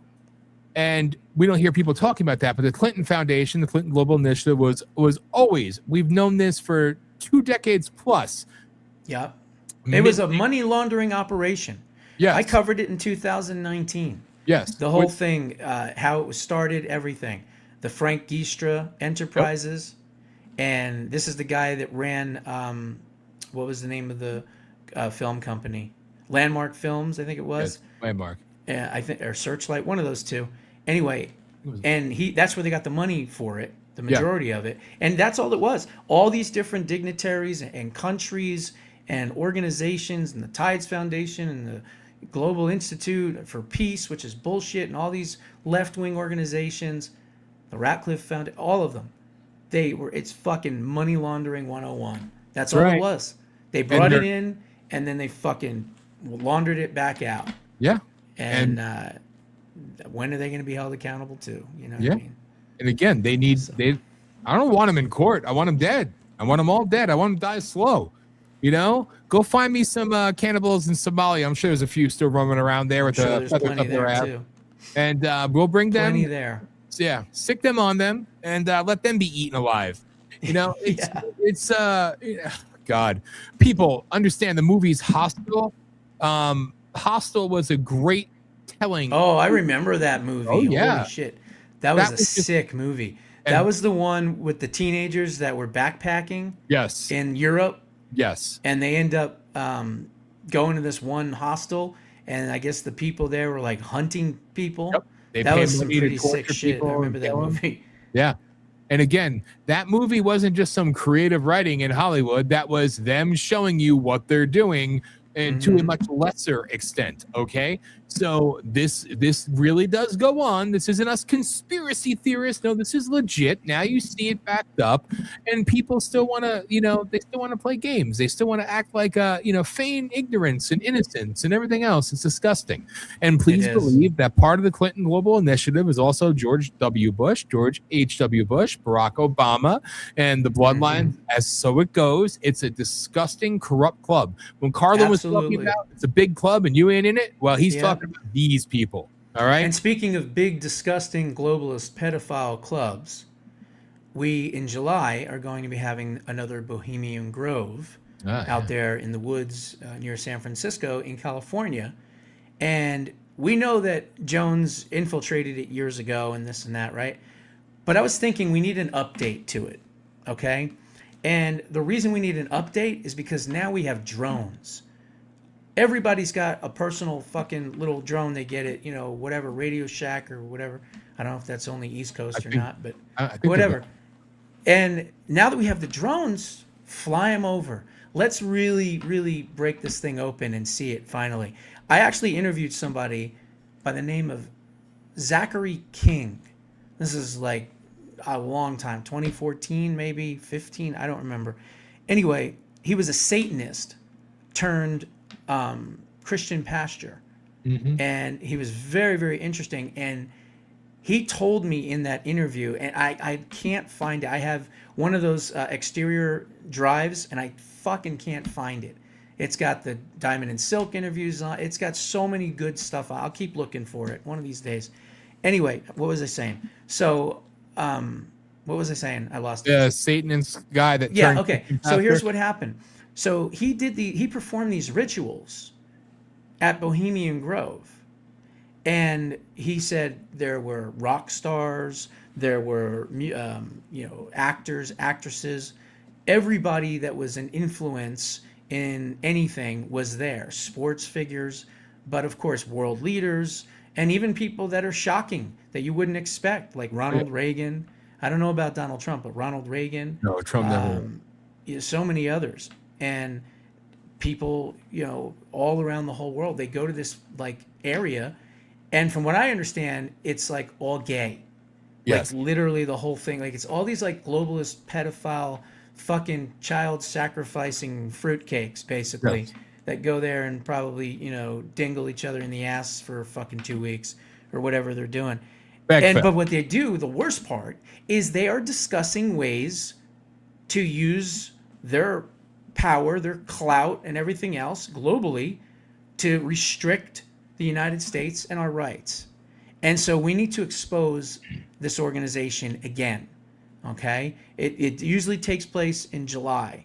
Yes. And I don't know what week, but I hope it's not going to be the week that we're celebrating 250 years that these sick fucks are planning on doing it. But they do it one weekend in July, or 2 weekends in July, and we need to come up with like Operation Bohemian Grove. If people don't know what it is literally, and this guy Zach would tell me all the time, he did all kinds of fucking spells on people. He's seen rituals happen. He's seen sacrifices, he told me, happen there. There's this big giant owl. Moloch. It's fucking huge. It's like 50 feet high or whatever. And it's down near a lake. And it's just candles and shit, and they only kill weird, paper mache babies, don't you know? Huh? It's just paper mache sacrifices. Oh yeah, right, yeah. No. This guy Zach told me that normal. the shit that he's seen. He was like he was basically like a witch, I guess you would call him, and he was a Satanist, and they hired him for like 7 years. He went there. Fascinating guy, and then finally found Jesus Christ. He found God, and he became a Christian. Well, it was just fascinating, But anyway, as I was saying, we need to infiltrate that again with new technology. Is this whole rant, and we need to fly over that thing with 500 to 1,000 drones, and fucking take pictures of everything. I think some of these drones have night vision. Do they not? They do. They probably do. I don't know. Maybe they're quiet. I have no idea. I don't have one, but so many people do.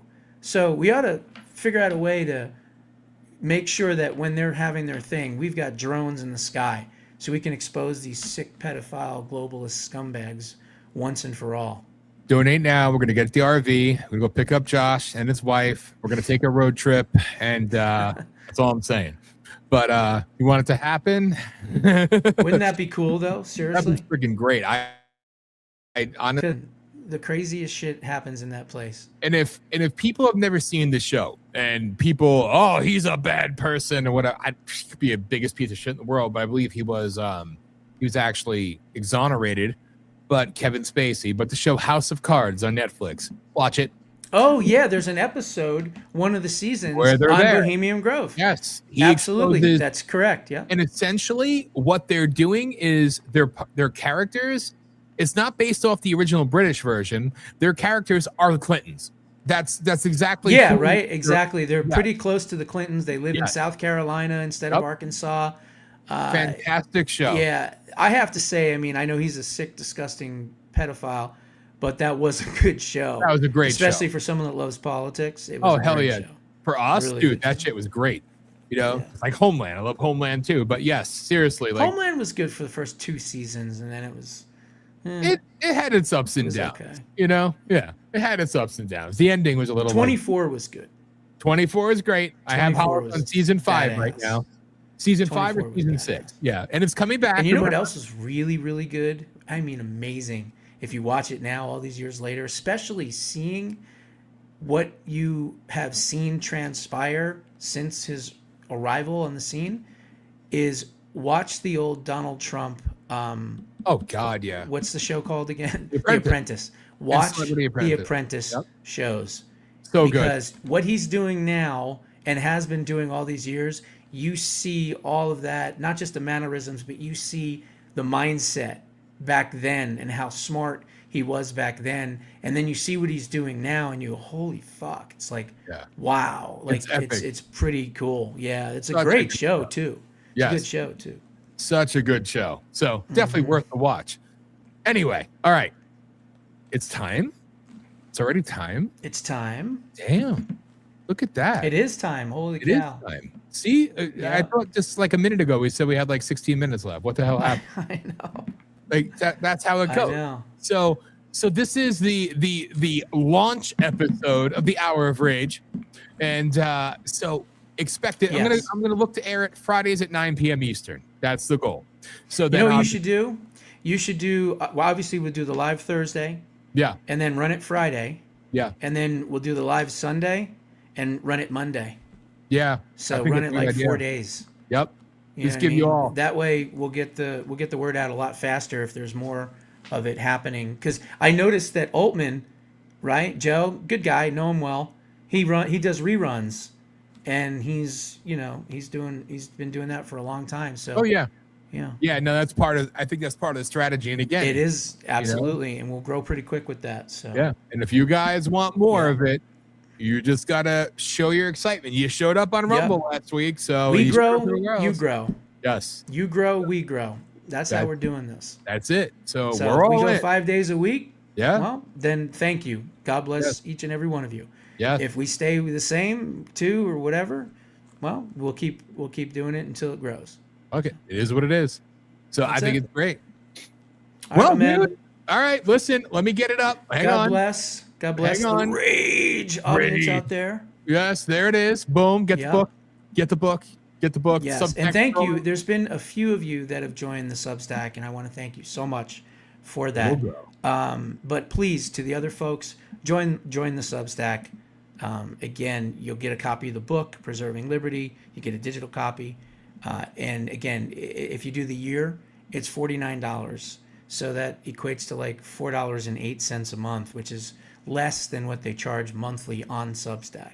So like I always say, it's, the only thing missing from this offer is the getaway car, the gun, and the ski mask. I do a show 7 to 10 days in the week. So 7 to 10 shows a week. So sometimes 1, sometimes 3, it just depends.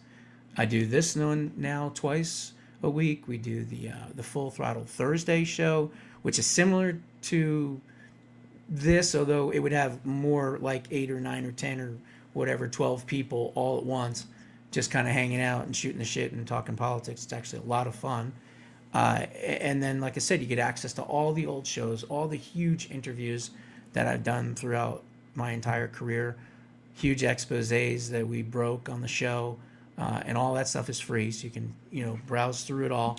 But join as a paid member and join, and you'll find that not only do I answer every comment back every single day, but the whole comment crew in there is like a family, and it's cool. You'll see, it's a lot of fun. So Substack again, jbushow.substack.com. Bottom of the screen, scrolling across for the world to see. So follow, Appreciate it, my man. subscribe. Yes, my brother. So as always, Yep. it's been a God pleasure. bless. Thank you. I'm gonna put up my my Full Throttle right now, and I'll run this one for tomorrow's show. So Awesome. we'll have Appreciate some you, man. good As content always. coming. Hell yeah. All right, Sounds man. good, my brother. I will see you Sunday. We'll talk before Sunday then. night. Sunday night, 9 everybody. p.m. Awesome. God bless. Thank you, brother. Take care. Rage of Aquarius with your hosts, Dan Smeriglio and Josh Bernstein, every Sunday night at 9 p.m. Eastern Time on Voice of the People USA Radio and Television Network. Download our apps on Android and Apple to never miss a show. Watch at 9 p.m. Eastern Time on Roku TV, Fire TV, and Android TV, or visit VOPUSARadio.com. It was the perfect opportunity to play the commercial, right? It was just like perfect, synchronicity. Look at that. I'm so professional. So there you have it. Now we're going to start doing this every Thursday night from here on out. So Thursday night, he was here earlier. It was my bad. I didn't look at my phone. So, but Thursday nights, Josh is going to go right from his show Full Throttle and jump on over to Politi-Shock. And then we're going to do the Hour of Rage. And then we're going to re-air it for you and kind of roll like that. So that's our new cadence as far as that goes. And if you want to hear HOLLIS do a new version of the Age of Aquarius and switch it to Rage, go to hollismahady.com and find out how you can support her work. So there you go. Or buymeacoffee.com / what is it? Hollis Mahady? Hollis Mahady. There you go. Or VOP USA Radio. Either or. I mean, whatever. But still, Hollis needs some love too, damn it. But that was fun. It was fun, and again, because he and I agree on everything. So that's the interesting part. It's rare or seldom that I come across people that I actually agree with everything. There's always one or two things, and those one or two things usually just makes me in turn hate them. So, but I am a little more well, you all know me. And for those who don't, you've learned quickly. I'm just, when have I ever come on the air, come behind this microphone and sat here and told you it's okay that you're weak. It's okay that you're a follower. It's okay that, no, I'm going to scold you for it because you deserve to be. Not trying to get you to think like me, getting you to act for yourself and act for your country. That's the difference. Your actions can directly affect the state of this nation. All right. It could directly affect the future of this country. That's what you need to understand. You think that, I don't know, well, I have no voice. I'm not powerful. I can't beat this. I can't beat that. You could topple anything. You could overcome any adversity if you're willing to fight for it. But fighting starts with using your voice and using your heart. You have to. We're an educated crew here, not us, meaning all of you, the loyals. And I appreciate that more than you know. But you also know that I'm not the cheerleader for the weak. I could sit here and say things. Well, what have you done? I could tell you a list of what I've done. What have you done? It's not me, it's you. Point the finger. No, point the finger inward. Because you have to ask yourself, have I gone beyond the keyboard? Have I gone beyond whatever? Have I actually done something to force change, to fight for change? That's the question. So this is a time where you can't just afford to be keyboard warriors. You can't just afford to make those calls. You have to get active. You have to put the fear of people waking up. The photographer we met today, she was talking about how, she claimed that she's not really political, but she knows that her and others who have been censored, and she's a photographer, an artist, a creative, and she's like, more and more people are aligned than even she expected with, people see something's wrong, and we know that something needs to be done about it.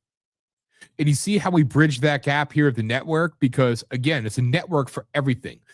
Inevitably, we're going to bring you, I'll wait to talk about that until Hollis is here, but inevitably we want to bring you a whole network just like Netflix, right? But give you content across all genres. Have people of all genres exposed, out there, putting on original contents, hosting live shows, doing whatever it is that they do. But the symbiotic relationship between somebody like me, who's like the dirty, bad secret of it all, because I'm a little blunt, and all of them is the fact that we have something in common. We're nonconformists. We're sick and tired of being told, yes, we could say this. Yes, we can't say that. Or no, we can't say that. What, I can't even speak. But you get my gist here. We're tired of being told our art doesn't count. Our ambitions, they don't matter. Our thoughts and fears and concerns, they're irrelevant. You spoke out of school, we're going to shut you down online on social media. See, we have this in common. It's just like when I held the rallies in 2006, all those years. Well, how come you had liberals and you had, these socialist people and you had all these other people show up at your rallies and they weren't fighting with each other? Because even though I could despise 90% of them, we found something that we stood together with, stood together on. At that time, it was illegal immigration. Then it was the Kids for Cash. It was, the trafficking of children and everything else and selling convictions and all that good stuff. When you find that common denominator, you start to relight the flame of empathy, the flame of passion, caring, concern. You relight something in somebody who's probably felt dead inside for so long because the world at large does so much to make you feel that way, to control your emotions, to make you feel less than. And here we go. Now it's going to be motivational speaker Dan going on. But you have to understand, we're in an interesting time right now, Hollis and myself, and it's been a hard time, but we feel better than ever because of what we're doing, right? The reason why I bring that up is because when they come for you the most is when you're the closest to achieving what you always should have been. You, yourself, your spark, your light, your energy, whatever it is inside of you that you want to share with the world or you feel is your gift to share with the world and bring to the world, that is what they want to take away from you. They want you to feel beholden. They want you to feel like you're constantly chasing something else so you never run towards yourself. Instead of running away from you, run towards you. Make sense? So I've seen this. Hollis sees this. Others see this. And we may not have people that I'm a Trump supporting conservative on our network, but they're also not a radical libtard hates America person. They're just somebody who's an artist. They're just somebody who's a photographer. They're just somebody who's whatever it may be. But there's something in common. They don't like the thread, the shackles of being owned and the thread of consciousness being woven that we need to come together to do something about it and show that we're not going to back down in their face. We're going to stand up and we're going to unite and we're going to find ways to get organized in a different fashion, put out the art, the content, the stuff that we're meant to do in spite of all they do to stop it. And we're going to move forward. And we're going to kick them square in the nuts every single day. You see, that's the spirit, that's the fire, and that's the energy that people in this country need to, in some cases, find again. Or in other cases, realize that you have it. Even if, and believe me, I'm not the most, overly joyful person with some. Because I hate a lot of people. Hatred isn't good, but damn it, when you deserve to be hated, I'm going to hate you. But even if I think that you're insane or you're this or you're that, whatever, if you come to me and you say that I see there's a problem and I want to do something, I want to be bigger than this that divides us, you'll have my respect. There'll be a home for you here. Your voice won't be silenced or stifled because too many do that. And let's face it, ideally, sure. It sounds great. I want a conservative-only network. Absolutely. Some of the biggest problems in our country right now happen to be so-called conservatives that are doing jack shit to help our president, that are destroying so many things in this country. The other side, we know what they are. So, no, I don't want a 1,000% conservative only. I want people who have a mind and have a heart and have something to offer and are at least willing to take the chance to get their voice out there, to put themselves out there and fight for what they're meant to do, Fight to be something more than controlled or owned or indentured or whatever you want to call it. That's what this is. And that's what this country needs, is what the world needs. Because the plan has been in effect for a very long time. But more and more people are seeing it. You may not realize it, but it's true. Because you only know their name if they have an R or E next to it. You only know their name if they're on Fox News or War Room or any of these other shitholes. You only know their name if. Well, how about the ones whose names you don't know? All right. People know my name, poor bastards. But I'm no one. I'm a nothing. Right? I'm just a regular person. But I have 20 years of work to show about what I've done and what I've fought for. Okay? That's not because I'm so wonderful. It's because I saw a problem and I tried to create a solution or fight for a solution and unveiled and took down bad things along the way and fight for those who need a fighter. And that's how HOLLIS is. And there's other ones out there like that. Does it make us better than you? Does it make us, it's not propping us up on some type of throne where we can sit there and we can condemn and judge. I will judge you for your naivety, for your stupidity, for your weakness, for your frailty, for your servitude. I will judge you for that. Yes, I will. And I will condemn you for it because you deserve it. Call it tough love. Maybe leave off the love part because you need to hear it. I say this because it goes to show you that I was just some nobody in Hazleton, Pennsylvania, wrote a letter to the editor and was persistent. And did we save the world? No, but we saved some lives and we took down bad people. And 20 years later, I'm still here.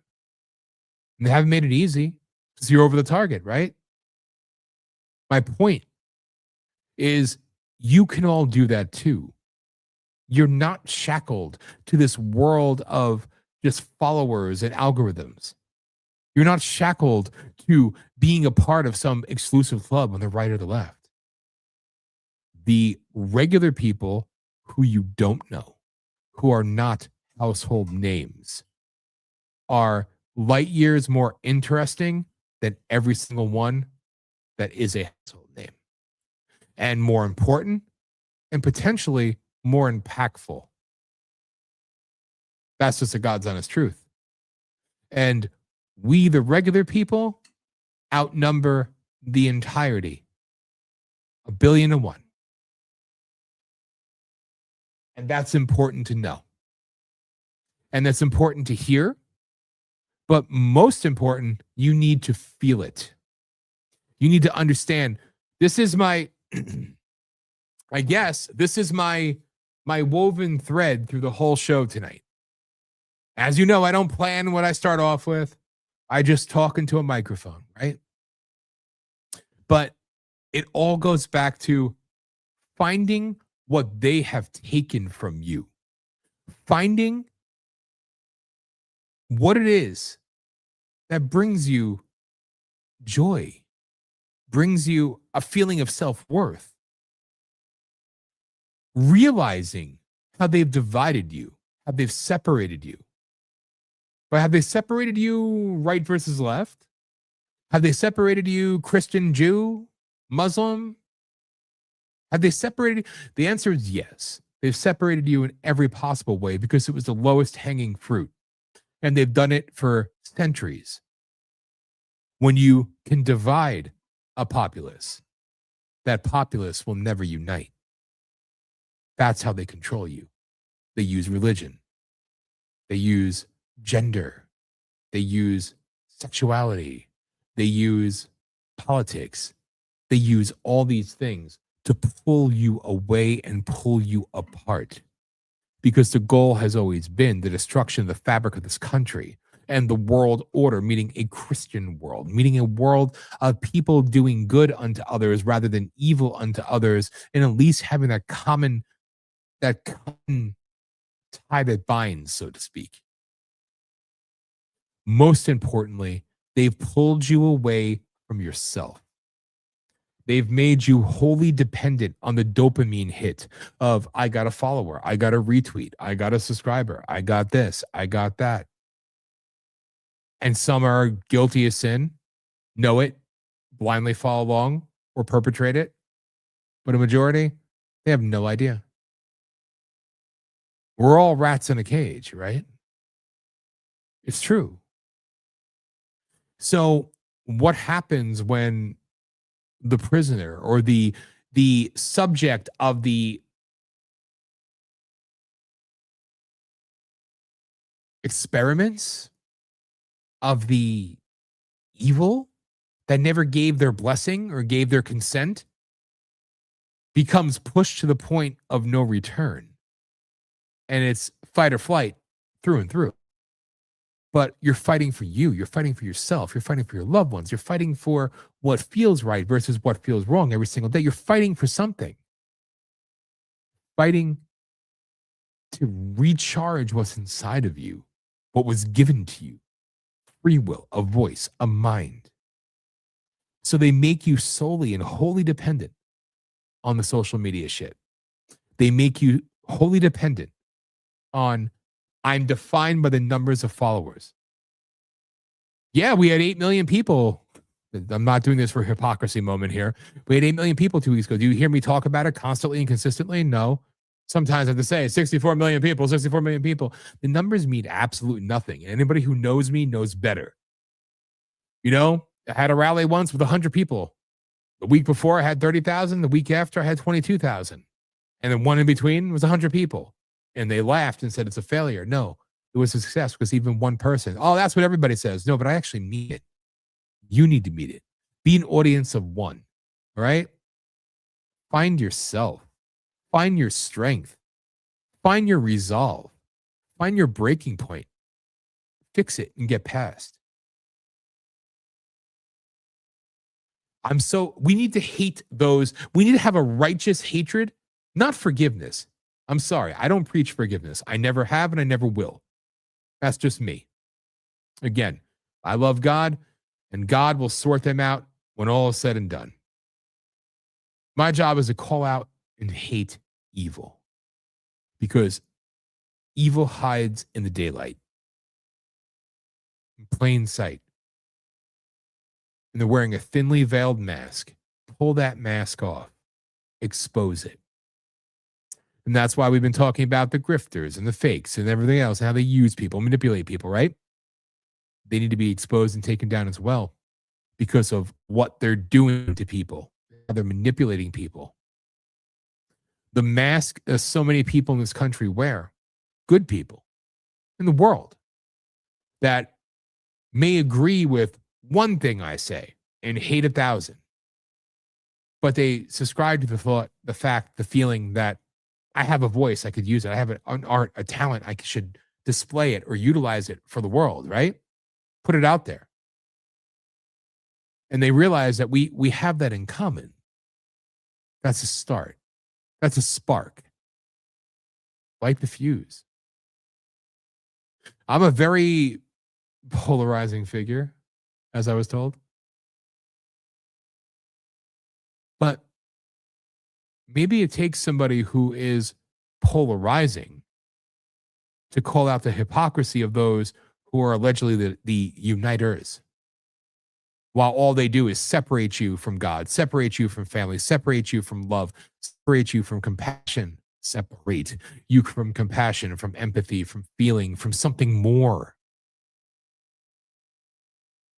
They call me polarizing because I say harsh things. I say blunt things. I say brutally honest things. But did you see what I said there at the end? You may not like my delivery or my cadence from time to time. I'm aware of that. And no, this isn't some pre-orchestrated thing. The truth is, I know my passion, I know my heart, I know what I care about. So when I speak of it, I'll speak a certain way. Not because I'm doing it for a camera, I'm doing it for you. I'm doing it to meet your expectations. Joe and his crew were still here even when I didn't curse for 3 weeks, 3 months or 2 months, whatever it was, when I was, just announced a campaign and I was trying to be good. It's not about trying, it's about passion. But at the same time, my cadence and my words and the way I do things, I don't recommend anybody do that. But I recommend one thing, speak from the heart. Put feeling and passion behind what you say and what you do. So back to what I was alluding to here. They call me polarizing, like I said, because I tell brutal truths. And the reason why I've never been sued, the reason why I could lay my head down and sleep an hour and a half a night is because integrity is key. I've always told the truth. And the truth tellers will be the most hated, right? The most revered and the most despised. Luckily for you, I don't seek to be loved or hated. I'm using my voice and using my mind and using my heart. And my best friend, my wife, has used all her heart and her passion and her talents to bring something forward to the world where you see so many problems, not just a problem, so many problems, to try to create not an illusion, a solution. And that's what we've done with this network. Because it all comes back to empowering you and helping lead you to the point where you find yourself again. Not the indoctrination, not the BS and the propaganda and the narratives and everything else. Finding your way back to you, back to your core, back to what makes you unique. I've defended people who were freaking Democrats and everything. You know what? If they were having wrong done to them, I'm going to fight for them. Not because I have to, because I have white knight syndrome or some other crap like that. No, right is right, wrong is wrong. Wrong, evil deserves to be confronted and contended. Fight. You have to fight. So yeah. And those who call me polarizing, they've never actually listened to more than maybe a single rant of mine, or a minute of a rant of mine, or 5 minutes of me, or have never seen me at all, but it's easy to say and pile on. And that's cool. I don't care. Luckily, I don't care about their feelings or what they think of me. But I just explained to you what drives me, what's at my core, and more importantly, what's at the core of this network, the core of HOLLIS. I don't want to speak for her, but this is what drives us. So you call that polarizing? Wanting to give a stage and a platform and a voice and a way to be heard, seen, interacted with, engaged, feel a part of something versus chasing something? Is that polarizing? Me calling scum sometimes effing scum? You know? Me calling Kamala Harris a C word? Very deserved, by the way. Is that polarizing or is that offensive? Because truth is offensive. Sometimes they don't like the way you say things, but they can't deny what you're actually saying. So it's easier to demonize and hate and label you as something because they want to run from what you actually said, because there might be merit there. There might be truth there. But all that is irrelevant because I guess it wasn't intended. It falls into the title of the show, The State of Our Union. See what I did there? I was witty. I was witty at 3 a.m. when I put that out. 2 a.m., whatever the hell it was. The state of our union is strong because we bleed across so many different walks of life. So many different countries tune into this network, tune into this show. And I'm grateful for it. And by now they know me enough, or you know me enough, or you'll get to know me enough to know that, I'm not a hand holder. I'm not an ass kisser. I'm not one of those types of people. I'm something different. But again, it's not about me. We built something different because those who are called different, they think there's something wrong with them. There's nothing wrong with you. Nothing wrong with you at all. You used your voice, you got suspended, now you think the world's over. No, it's just beginning for you. Again, over the target. So this, from this polarizing figure, if you will, this is my plea, my olive branch, if you will, to the rest of you out there. To the ones watching who aren't a fan or a supporter. I don't care. I don't need fans. I don't need followers. As I always say, my longtime audience should know I don't have followers. I have leaders. But it's true. I'm not here giving you a rule book or a guidebook or telling you how we should do this or how we should do that. It's important at times, but I want you to feel inspired to do something of your own accord, to do something because you feel in your heart that it's right. That's the biggest thing. And there's enough of you out there where you need to be kind of kicked in the ass a little bit, to be reminded, as HOLLIS says all the time, to remember who you are. For better or for worse, you have to wake up.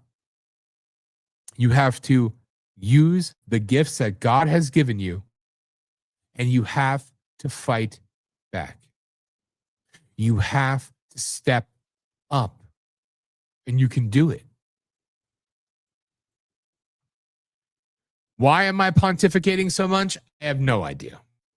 But it's something, again, that I'm passionate about. And I'm also sending an email right now while I'm talking to you, pretending to look at the camera when I can't even see me, which is a blessing. Okay? Literally, people. It's about what moves you, what inspires you, or what, what's the thing that's kind of like pressing on your mind or pressing on your soul or pressing on your heart, whatever it is. And this is what I was pulled to tonight. So yeah, I'm angry. I just sent it. Sorry, I forgot to send HOLLIS the link to join the show. That makes me a super schmuck. But I just did it. See that? In all seriousness, I feel as if we still have enough fighters out there. We still have enough people that care and are passionate. What I'm saying is, don't be so single-minded. Think big. Think outside the box. Believe that you could do whatever the hell you want to do. Believe you have the power to do it. Instead of feeling powerless. I guess that's what this all really comes down to. So as I was saying, yes, I'm angry. Yes, some things are pissing me off. And I address them. And I mocked who needed to be mocked. I call out those who need to be called out. But at the end of the day, this is who and what I am. And this is who and what this network is. It's for and about empowerment. And no, this hasn't just been one long commercial for the network. Although, I'm kidding. This is for people who care enough to do more than just talk amongst friends, to do more than just tweet your musings to the world. This is a call for all of you to find your inner strength. Realize that nothing changes until we change it. I've said this before, how many times? Less than 1,000 people in Washington, D.C. rule our lives. And they work for us. The president knows this. The president doesn't even take a salary. The president has lost and sacrificed and gone through hell. I get what he's tried to deliver. What he's tried to deliver, to the world. Because that's been my message for 20 years now. We could do so much more if we find the innate ability inside all of us to push back, fight back, be smart, organize, do more. Be bolder than the anticipated nasty tweets. Be bolder than the anticipated whatever campaigns are thought of this week as a way to, falsely get people empowered. No, empower yourself. By empowering yourself, you'll empower others, period. That's all I have to say about that. Again, I don't plan any of this stuff. That was probably just boring as hell radio for you. But it's on my mind. And I felt like it needed to be said. So there. So I'm pretty sure it's time for Politi-Shock. For Aftershock now. Like I said, I was late sending the link. I'm bad. Sent out everything else. I forgot to send her the link to join the show from the back of the house. Because sitting in the same room, a little echoey. So HOLLIS is forthcoming. In the meantime, if you would be so kind as to share this show, if you would be so kind, if you can, make a one-time donation.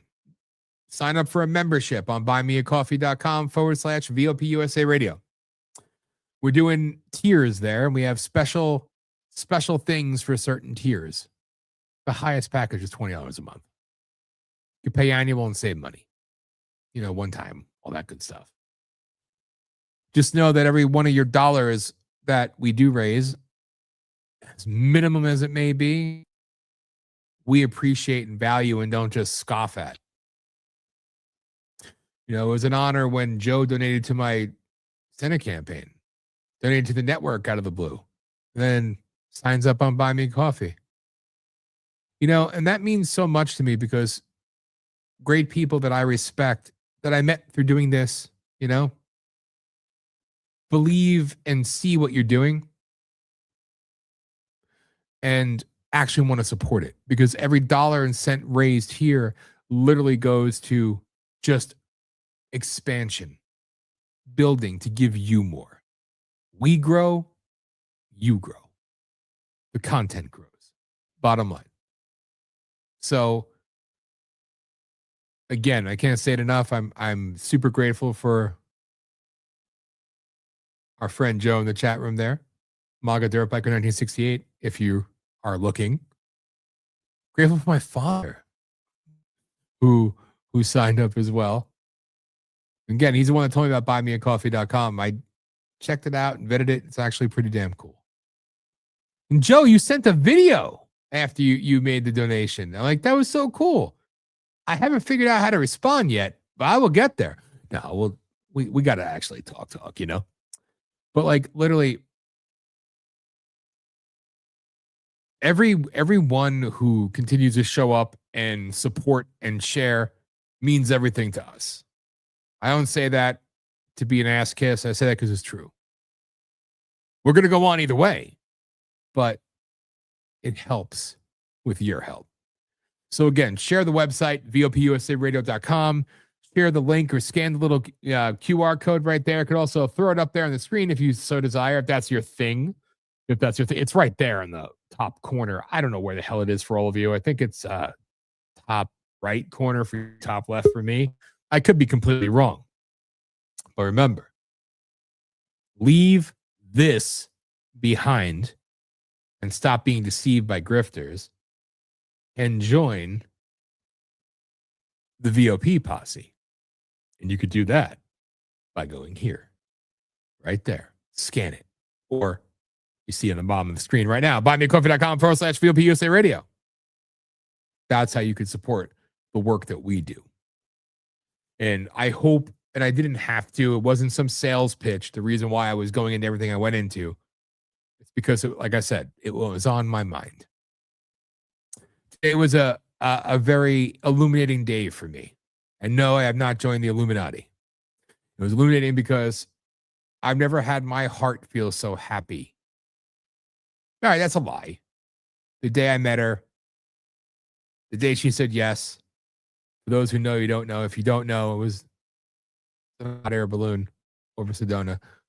And the day I got to make my best friend my wife. But today was so inspiring, and the journey is amazing. And HOLLIS is notoriously guilty for underselling herself, underselling her fight, her commitment, what she's gone through. And it's my job to be loud and proud because I've never been more proud of somebody in my life. I never believed in somebody more in my entire life.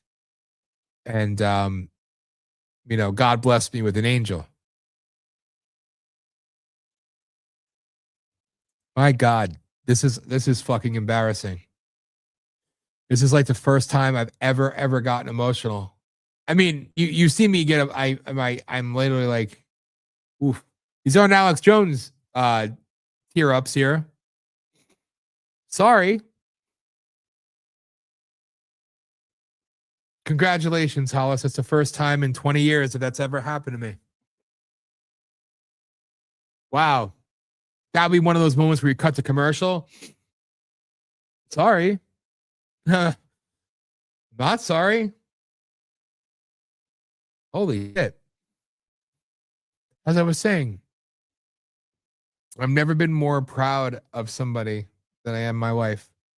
Again, her commitment to just building something bigger and better and giving people something more and bringing people together. She never asked for any of this, but she jumped right in, and it's not easy. And she sacrificed this point over 2 years of her life to build this off the backs of what we had built together. But the most important thing happened, and it was like, it's up now. There's still a lot of work that needs to be done, and we still need people to help and get involved and offer to do things. Yes, we need it. But she's finally taken the time to finish the story and reclaim what's rightfully hers. And watching Hollis, her album's done already. She's launched a record company. And today, just her doing the photo shoot and getting ready for the EPs and the singles and everything else. Inevitably, like the end of the year, maybe next year, who knows, releasing the album on her own record label after surviving the hell of Hollywood and surviving the hell and all that bullshit. And she never doubted herself. But after so many years of being in it, it's hard. And I'm going to out her. I'm not even going to put her on the air yet. I'm going to out her beforehand because I don't care. Seeing her today do the photo shoot and just so happy. And then, yes, when we left, seeing her cry in the car, not out of sadness, out of Hollis seeing herself. Finally, I think she knows, like I know, and we always talk about, and again, this is talk therapy, so we air everything here. But finally seeing it all come full circle. All that she's worked for, it wasn't thrown away. It wasn't for nothing. It was to bring her, to bring us, to bring all of this to where it is right now. And it's just begun. As crazy as that sounds. And the music is great. The album is great. The creative mind is amazing. The talent is second to none. But, just watching her, just so radiant and beautiful. And yeah, I'm biased, but I know an angel when I knew that the day I met her. But I don't have kids.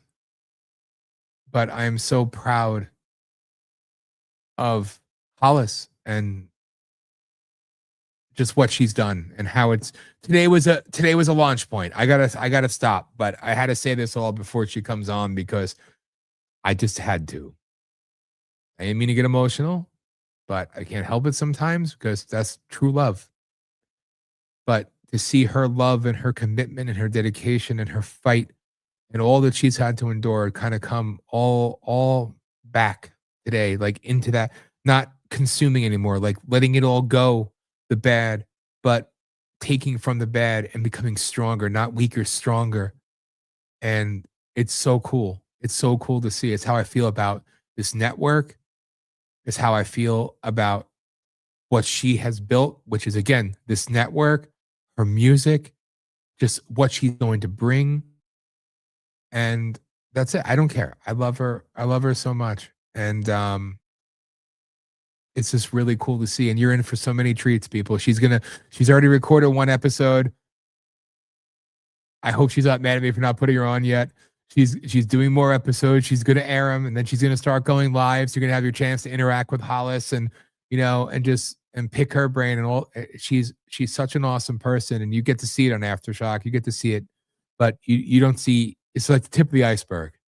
But such a freaking cool person, and you know, it's so cool to see that beauty like more radiant than ever. Today was just such a monumental thing.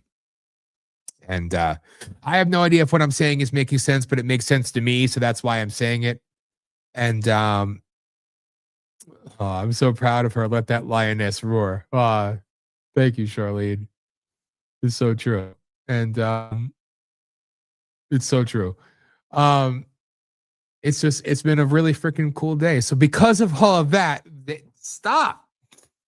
because of all of that, I felt a certain kind of way today. And, you know, and meeting the photographer who was really cool and having the conversations we had. And I think that's what took me down this path. And whatever, not every show is going to be me yelling and screaming, you know what we do here, but it's just a really cool day.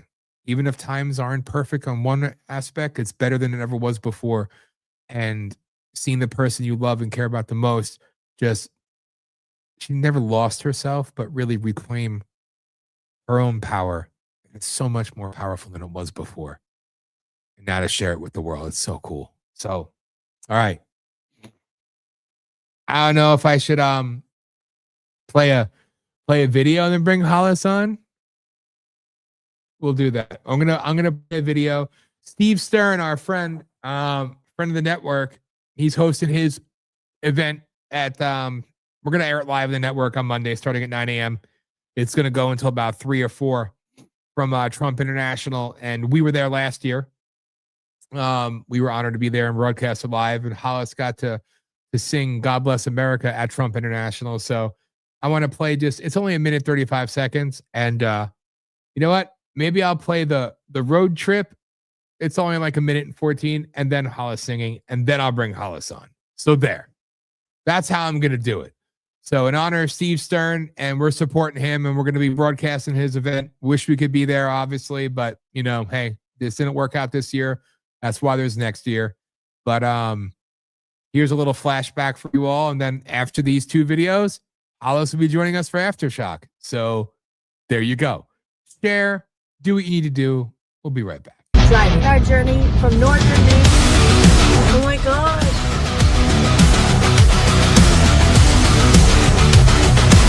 We are the media. Nation's pride, red, white, and blue. Speaking right now. Washington, Splitting us into I'm to destroy the establishment. Root over. Nobody talks about me. Susan, you're fired. But I'm the first of primary freedom calls. Howard, that's not the only place, obviously, because it's ever fight for me. Fight. American nights. The truth doesn't give a fuck about your feelings. No retreat, no kneeling. That's so exciting. No kneeling. The truth doesn't give a fuck about your feelings. Stand strong, unyielding. Vote for Dad. We've got on their side. Against the tide, we take a stand. Global elites, scourge of the land. This is Dan and my beautiful bride, my wife, my best friend, my partner, the co-owner, who's also a freaking literal rock star and has toured the freaking world. She is singing today at Trump International Golf Course in front of a bunch of interesting people. But she's singing "God Bless America," and I'm so proud of her. I'm looking forward to that more than anything else here, to be honest with you. Like I said, who would have thought, you know? You Yes. never give up, keep going, and anything's possible. So today I'll be singing at Trump International Golf Course in front of a lot of people. God bless America. We're the rebels. True Patriots, Voice of the People, USA Radio Network and TV Network. Never give up, ever. Bless America, land that I love. Stand beside her and guide her through the night.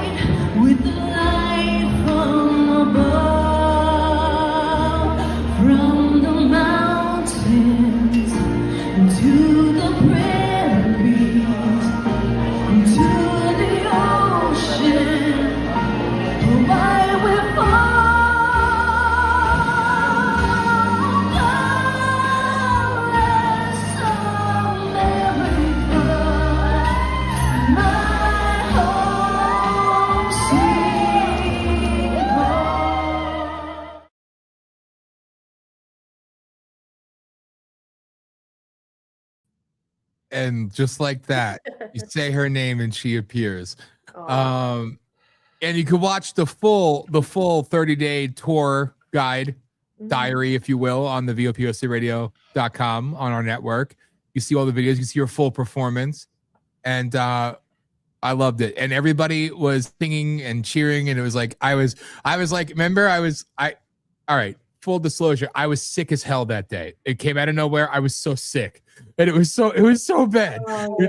It was so bad, and I felt like, and we're broadcasting live to the whole world, and nothing was gonna have me miss Hollis. And I come running out through the crowd. I was like a kid on Christmas morning. Like, I was so freaking proud and excited, and it was like, it was such an awesome, glorious day. But it was hot, and we were fasting for a very long time, and doing all that. But it was like, seeing her perform up there was so cool, and everybody singing along and cheering. It was like, it was so powerful. So Hollis, hi. I committed the cardinal sin. I showed emotion on Politi-Shock of the other kind. I'm sorry. And I made you sit backstage and watch it all. So, hi. Hey, thank you for that introduction, Daniel. I appreciate it. Well, thank you. Is your microphone working? Can you hear me or no? Wait, hold I on. mean, I hear you, but it sounds a little echoey. I don't think the mic is actually you're coming through either way. Hold on one second. This is I mean, I hear you, yes. I just don't hear you through the mic directly. See, people, we now? No. That's worse? Mm. Okay, I'm going back. Okay, go back. It works when we do it all the other time. What Go about ahead. now? What about now? No, you sound exactly the same. But is it on mute by chance? Hello? The mic? Hello? Hello? No, you're the same. Hello? I mean, people could hear you, so it's all good. It's just we're not hearing you through the mic. We're hearing you through your computer. Oh, that sucks. I mean, you're fine. You're good. It's still okay. So, Let me just, okay. Audio. Wait, hold on one second. see, this is what it looks like, ladies and gentlemen. We adjust in real time. Is that better or no? Yes, there you are. Okay, good. Better? Yes, you're Okay, good good. now. Better? Okay. Still good? Yes. Okay, cool. Okay. So, wow. Look, hi, Dan. Thank you for that wonderful introduction. It's been an emotional day, but a good day. And it's funny you played the Trump thing. I can't believe that was a year ago. Time goes so fast. I laughed when I saw, real quick in that clip, was when our shower was leaking in the hotel. yes, we and my dad. Two hotel rooms, or three. Like, we were in the same hotel for maybe 3 or 4 days, and every day, all of a sudden, the bathroom just started pouring water, and we had to move to another room, and then it like happened there again. Remember? Yes. And then it was like all mold. Like, I don't know if it was moldy, but like the carpet was all wet. It was bad. Yeah, that sucked. It was bad, and then my dad made an appearance in it, which was cool. So, oh yeah, with the corned beef. yes, so you got to see Dad in there, and ladies and gentlemen, you will hear him. He has agreed. He verbally agreed that he's going to call in when I open up the phone line. So I'm going to hold him to that, and he's probably listening right now. Sorry, I cursed a lot in the beginning, but oh, excuse me. So here, Hollis, so you could see. That's from Charlene. I'm so proud of her. Let that lioness roar. Aw, thank you, Charlene. Thank Someone who knows you. If it doesn't kill you, makes you stronger. Yes. Definitely. And there you go. She knows. Aw, well, thank you so much. I appreciate you, and I love you. Even though we've never met, but hopefully we will meet. Yes. But I think we will meet someday. Yeah. It's a big day. And again, that's why. How's the lighting in here? Real time. Let me just shift the light real quick. I feel like it's really bright. Hold on. I have shiny cheeks. She had her makeup professionally done today. I sure did. That's why I was like, "Ooh, I'm going on the radio." I wish I could have a professional makeup artist with me all the time. It's so cool. It's so fun. She doesn't even need the makeup, but whatever. She got to feel gussied up. If you want, move your camera over a little because your H is cut off in the background. Okay. Saying. There it is. Well, there you go. Can you see it? Okay. That's good. So Joe says, Hollis, good evening. Hello, Joe. Hello. Good you said evening. lighting looks good. Lighting There looks you go. okay. Boom. Real time, baby. Real time. But well, we have a green screen. It's funny because it goes on the back of our chair. Aw, thank you so much. Thank you, Joe. Appreciate it. Our green screen goes on the back of the chair, but now I'm in my room and I have 2 bookshelves and the green screen won't fit behind it. But when you have the green screen up, then you could put like a cool background or something.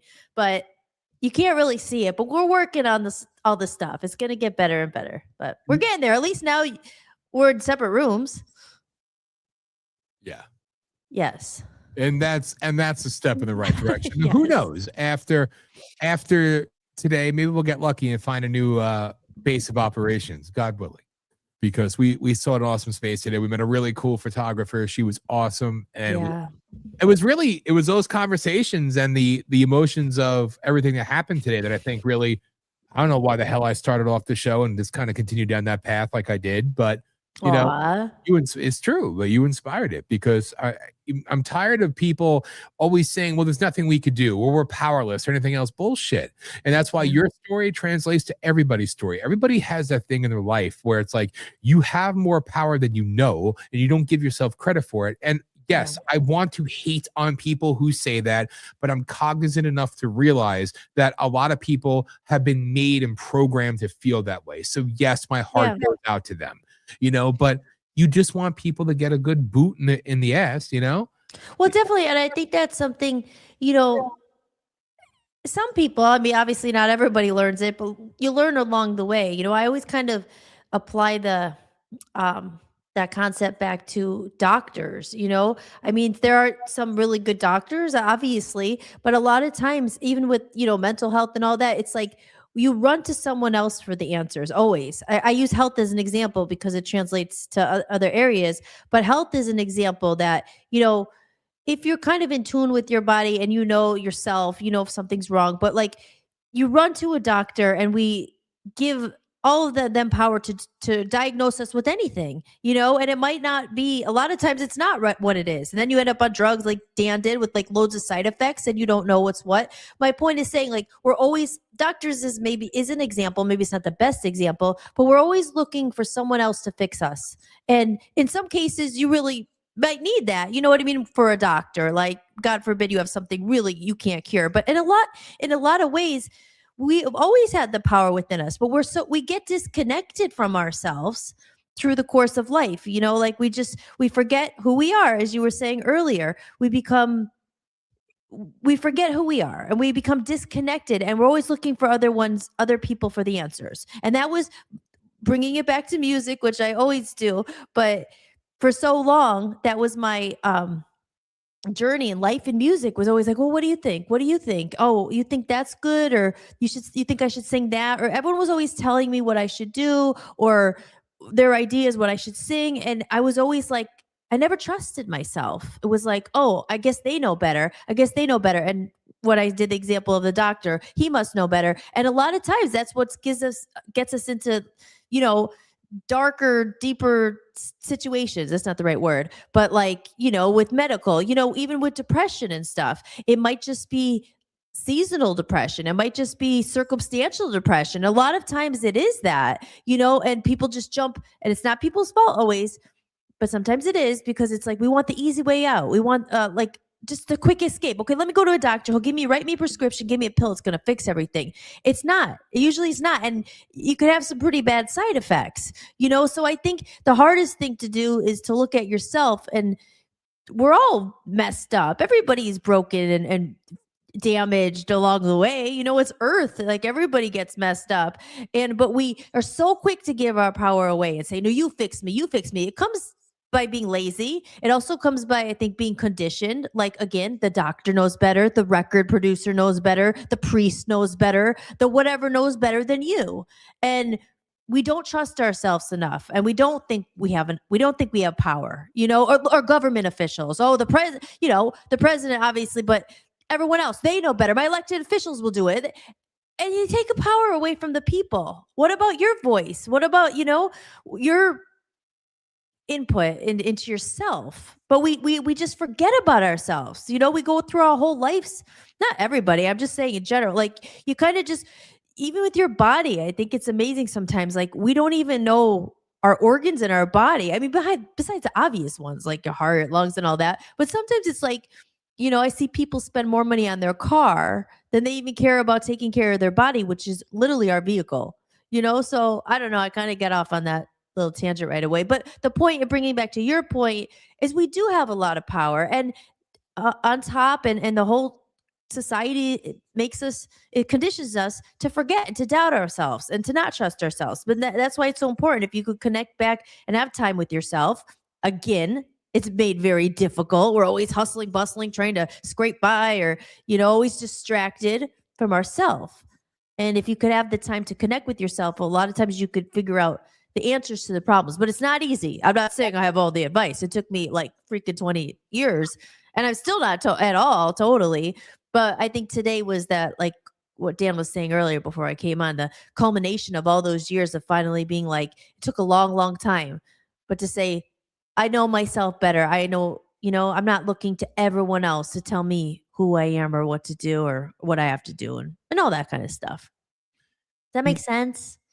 Yes. What you're saying is everybody is so quick Yep. to run outward instead of looking inward. And that's what And- Charlene just said in the comment there. Yeah. A little bit of that. Yeah.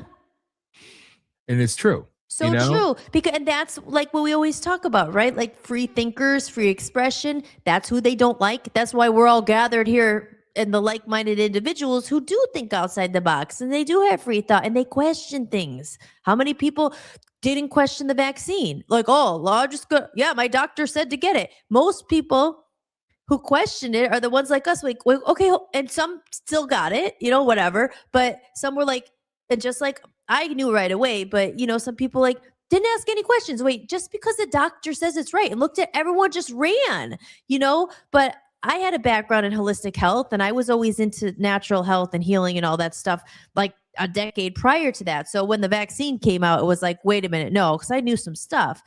But again, that's a prime example of everyone just runs to it, not even ask a question. Wait, what are the side effects? Like, do you sure I need this? No one questioned. And the free thinkers are the ones who did, and we're the targets because, again, they're threatened by people who aren't just going to go along with the crowd. And it's the smaller majority who can make a change if they keep fighting, but they make it damn hard, as we all know. Yeah, no, and I You think know? that's perfectly stated. And I think that was the overarching theme of everything I was saying tonight, is because, yeah, you know, I'm pissed, and and I'm pissed because I saw such a cool thing happen today, and we had such good conversations today, and something like spiritual, kind of like, you know, so important happened. And then we come back home, and it's like we love where we live, so we're happy here. But then I go online for literally like 5 or 6 minutes before I came on the show, and I see the same old crap, the same old tired crap people, and it's just, God, man, it's like, you know, people, again, we've had this conversation before. People expect or anticipate me being this guy who's going to like yell at them and rant on them if they meet me in person. Like I'm just go crazy all the time or whatever. It's like, no, we're actually intellectual people, and we actually think and we talk and we look into shit, and we, you know, it is what it is. But I'm not going to make excuses for being emotional or being passionate. At the same time, I'm also not going to make excuses for the weak people who keep doing the same damn thing over and over again, expecting a different result. As I've said so many times, we know what that is. And it's just, you know, it pisses me off. And yeah, you know, people, I mean, of course, yeah, call, write, do all that wonderful stuff. Great. But we've been doing this forever. And it's just like, you know, I want people I want people to think bigger than that. They should be bringing people to action. They should bring, you know, not just enact you should act others by being strong yourself and holding people accountable and pushing back against everything that drags us down and confines us and enslaves us and, you know, holds us captive, essentially. Get it? Yeah. And for you, Dan, I mean, I've only been doing this with you for like 2 years, you know, but you've been in this for like 20 years, and to see to see that. I mean, there maybe are some, but it's always the small minority. So it must be just, I'm sick of it. So I can't even imagine, it's hard, it's really hard to keep going. I mean, and people in the chat room like Charlene and Joe and Jason and everybody and your dad, you guys are the ones that keep us going. Like we fight for the minority because we know we're strong, but I know what you mean.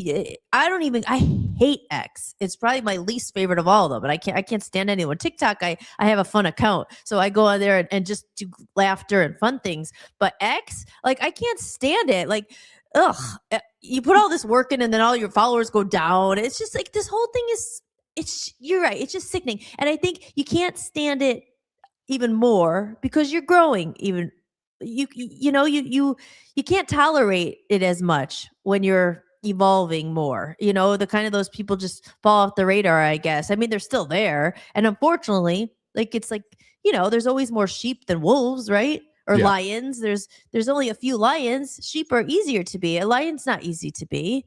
So true. And I think that's the biggest thing. It's like, it's just, I don't know.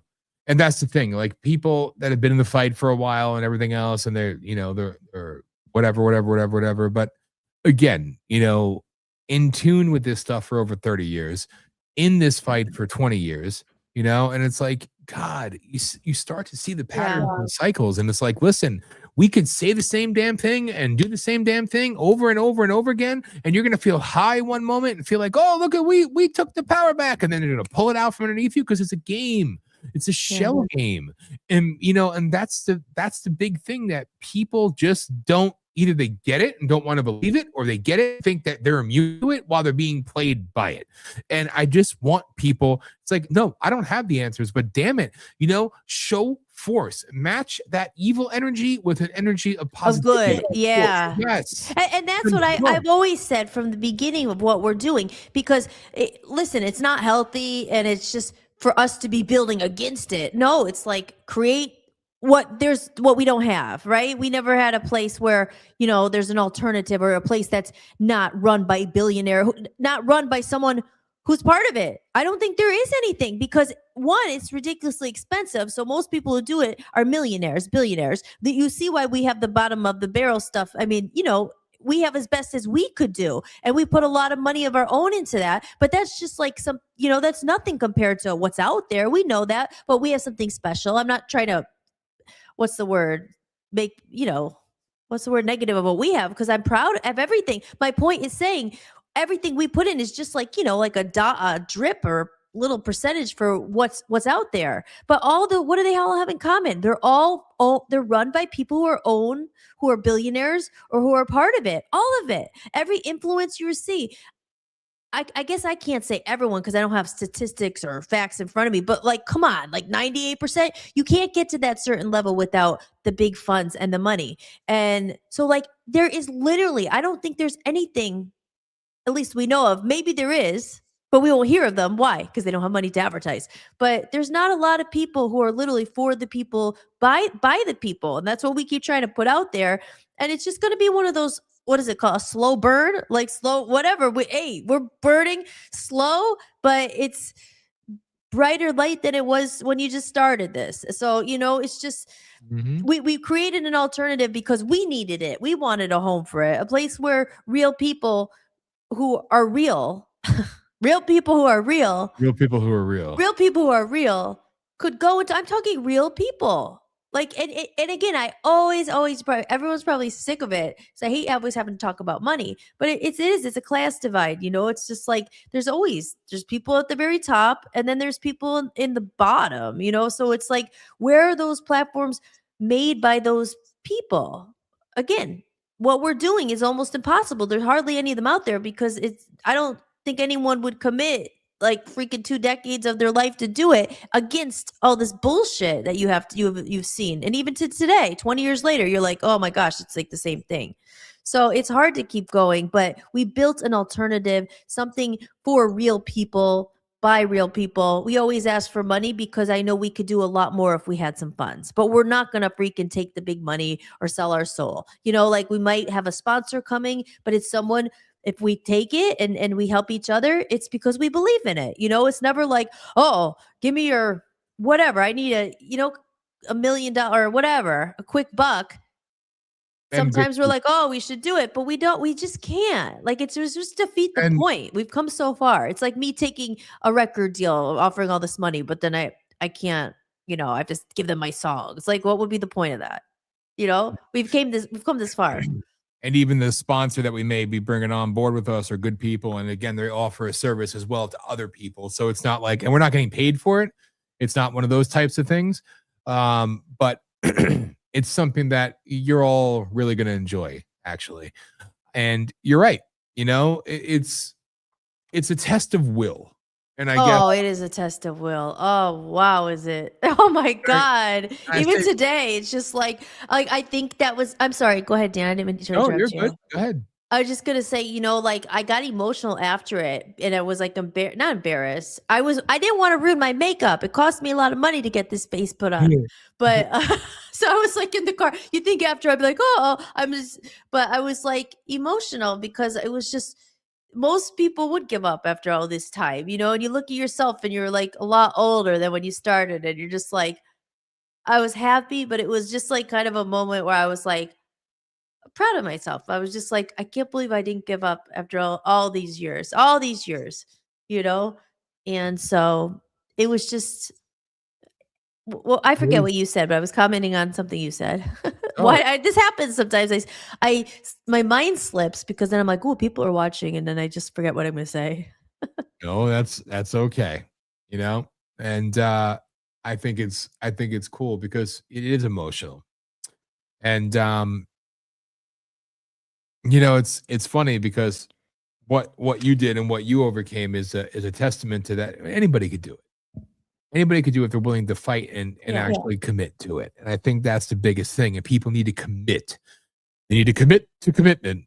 But it's like some people get beaten down over one election cycle. It's like this is a fucking marathon, people. Yeah. This is 20 years later, I'm still pissed about the same things. And what have you done? Well, I've actually gone out there and done things. But you see, that's what one person could do. Imagine if there was 100 of us. Imagine if there was 200 of us, 1,000 of us, 1,000,000 of us, 10 million of us. I think that's where your frustration comes in so much, because a lot of people talk the talk, but not many actually, and a lot of people are just not on.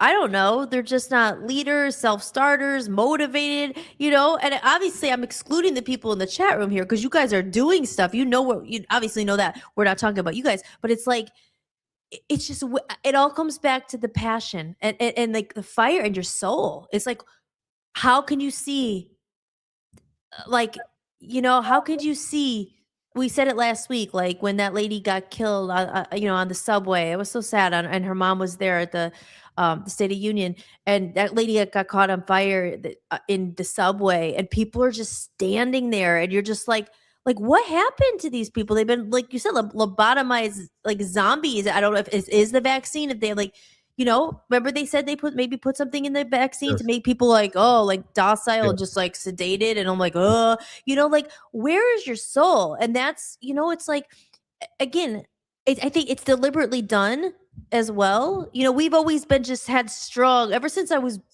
born. I was just like, I don't even know why I was angry. Like I was always like, I'm gonna go do something. I didn't know what, but I was like, I had it, and that's just like you, I think, and then I think other people probably have it, but you be conditioned. Oh, that's just the way it is. Oh, there's no hope. Oh, just have a drink. Oh, just forget about it. And some people just, I think, have it, the fire a lot burning brighter, so it's harder to extinguish. And I think some people have it. You know that saying, like, gotta light a fire under their ass, but I don't know. Some people, I don't think maybe they're too far gone. I don't know. It's sad, but it comes down to soul, I think, and passion, and just listening to that inner voice. Like, come on, we got to do something. And that's why you get so pissed off, and I do too, about the Senate race, what happened in Maine. And you're just like, come on, people. Like, we already knew we were up against a battle of the demons with these people, but it was the people themselves that were the biggest disappointment, because you knew it was like the devil. You're up against the demons with Susan Collins and politics, but your own people. It was like You're up against the freaking, like you said, the Walking Dead. Like if there were 20 Dans out there, the voice would be a lot louder. So You know? true. You know, it's so true, and it's it's just the easiest example to use because of who we are. But it's My thing right just there. went on by itself. It's like a ghost in here. What went on? The light. Sometimes it Oh. just goes off. Go ahead. I didn't mean to interrupt. No, you're good. The biggest thing, like you said, it was, and yes, all right, we'll use me as the example, but when people are calling for it and people are wanting, and then you give the people what they want, and then those same people turn against you. Yeah. Not only did they not help, but they actually turn against you. And how do you, guys, how do you not say screw you? Like Exactly. how do you feel like that? It's really hard to be the bigger person. Oh, look out for the country. Like, when your own people who you're fighting for because they won't, and said they wanted you, and then you stand up and they basically turn on you. No one supports you. Why would you fight for those people? Why? And what's funny, people, again, you fight for the couple good ones, but unfortunately, it's just not enough. Not enough for people like us who can't even survive. You have to put your mask on yourself, I guess, and get out. What's funny is since we told everybody basically like, I'm done freaking being a puppet for you. And like that video says, I'm running because you didn't. I say the things that you're too afraid to say, and you want it, write it in change. You know what I mean? And it's like, since we've done that, we've actually gotten more positive response than the entire year before. Yeah. Which is kind of odd. Well, God, it's like a relationship. As soon as you don't give a shit and you're like, well, screw you. They're like, Yeah. oh, wait, come back. What? Sick. It's kind of like I had a song about it many years ago. It's called Too Little Too Late. And that's why I went to the trouble and the time to put that video together. Because I was like, you know what? I worked over a year putting all those videos together. They're all on the website. It's all there. And it's kind of like, I even said to Dan, I said, I know you love Trump. I know you want to help the country. I know if the primaries are lost, it's really, really bad news. I have them write your name in. I mean, it would be like I always say, a snowball's chance in hell you'd actually win because it's so corrupt unless they pass the SAVE Act, and who knows. But there'd be a very, very, very small chance you'd win. But at least you know what? You're doing it for your country. You're there. If called, you will serve. You'd be great. There you go, people. It's your freaking turn. Like we're good. We're good. Bye, Maine. Adios. No thanks. And what's funny is save yourself. We passed the SAVE Act, which America needs to get illegals off the ballots and everything else, and it's exactly what America needs. But again, the interesting part of that, the SAVE Act deals with the most prominent thing, which is important, but it doesn't even begin to touch the smurfing and the corruption that the establishment right uses. You see? So, and that's what you're up against. Go figure. Mm-hmm. So it's like a two-headed snake. You cut off one, which is the biggest head, but the other still exists. Yeah. You know what I mean? Yeah. But it's what you said, though, what I think is important is it's the call to service, and the inability to sit back and allow yourself to be suppressed, allow yourself not to fulfill your destiny, allow yourself to just be blind and mute and numb down and not help people, not when you're the loudest voice in the room, not being the loudest voice in the room, like that. And I think, yeah. Go ahead. Oh, I didn't mean to interrupt. I was gonna say, like you said, Maine. I mean, I don't want to just talk about Maine because I hate Maine, to be honest. But sometimes people need a leader, obviously. You know what I mean? And Dan was always a leader. He was the loud voice and people followed him, because maybe they didn't know how to do that, or they didn't have that personality, or they didn't, some people just aren't leaders, and that's okay too, because you do need followers too. Like, some people just don't have it in them, but they believe what you're saying. You represent them, right? That's, I guess, why you vote for certain people or whatever. But again, an example in Maine was like, you could have been a voice for a lot of people and no one stood behind you. No one helped, like nobody. I mean, and the people who did were like closeted, like, oh, we support you. Like maybe, a couple at the restaurant, like maybe 20 people. I mean, so it was just like when so how do you fight that fight? You don't want to, and you were just like, I don't even want to fight for these people. You wanted to fight for the country because you knew Maine was an important, obviously, like vote in the Senate and all that stuff. That's what you're fighting, not for people of Maine, like none of them stepped up. But my point is saying, like, sometimes you just need a couple bold people, and then people will follow. They just, well, that's why you're the voice of the people. And it was back in the day, you were the voice for so many people, so many regular people. And that's why you got the huge following you did, because you didn't care, and I think maybe you were thinking or hoping or whatever, the same thing would maybe happen in Maine, where people would be like, okay, we're putting ourselves out. We don't have children. We've done this, we're willing to commit to that. We're willing to put ourselves on the chopping block, not asking for like thank you or money or this, but then to get hate, it's like, adios, good luck. Enjoy your electric bill. Enjoy your freaking kids getting like missing every other day. Rape. So then, you know what I mean? Like, obviously, we got to get over the main thing, but you see it in the news, you see it coming up, and it's just like, well, what do you do?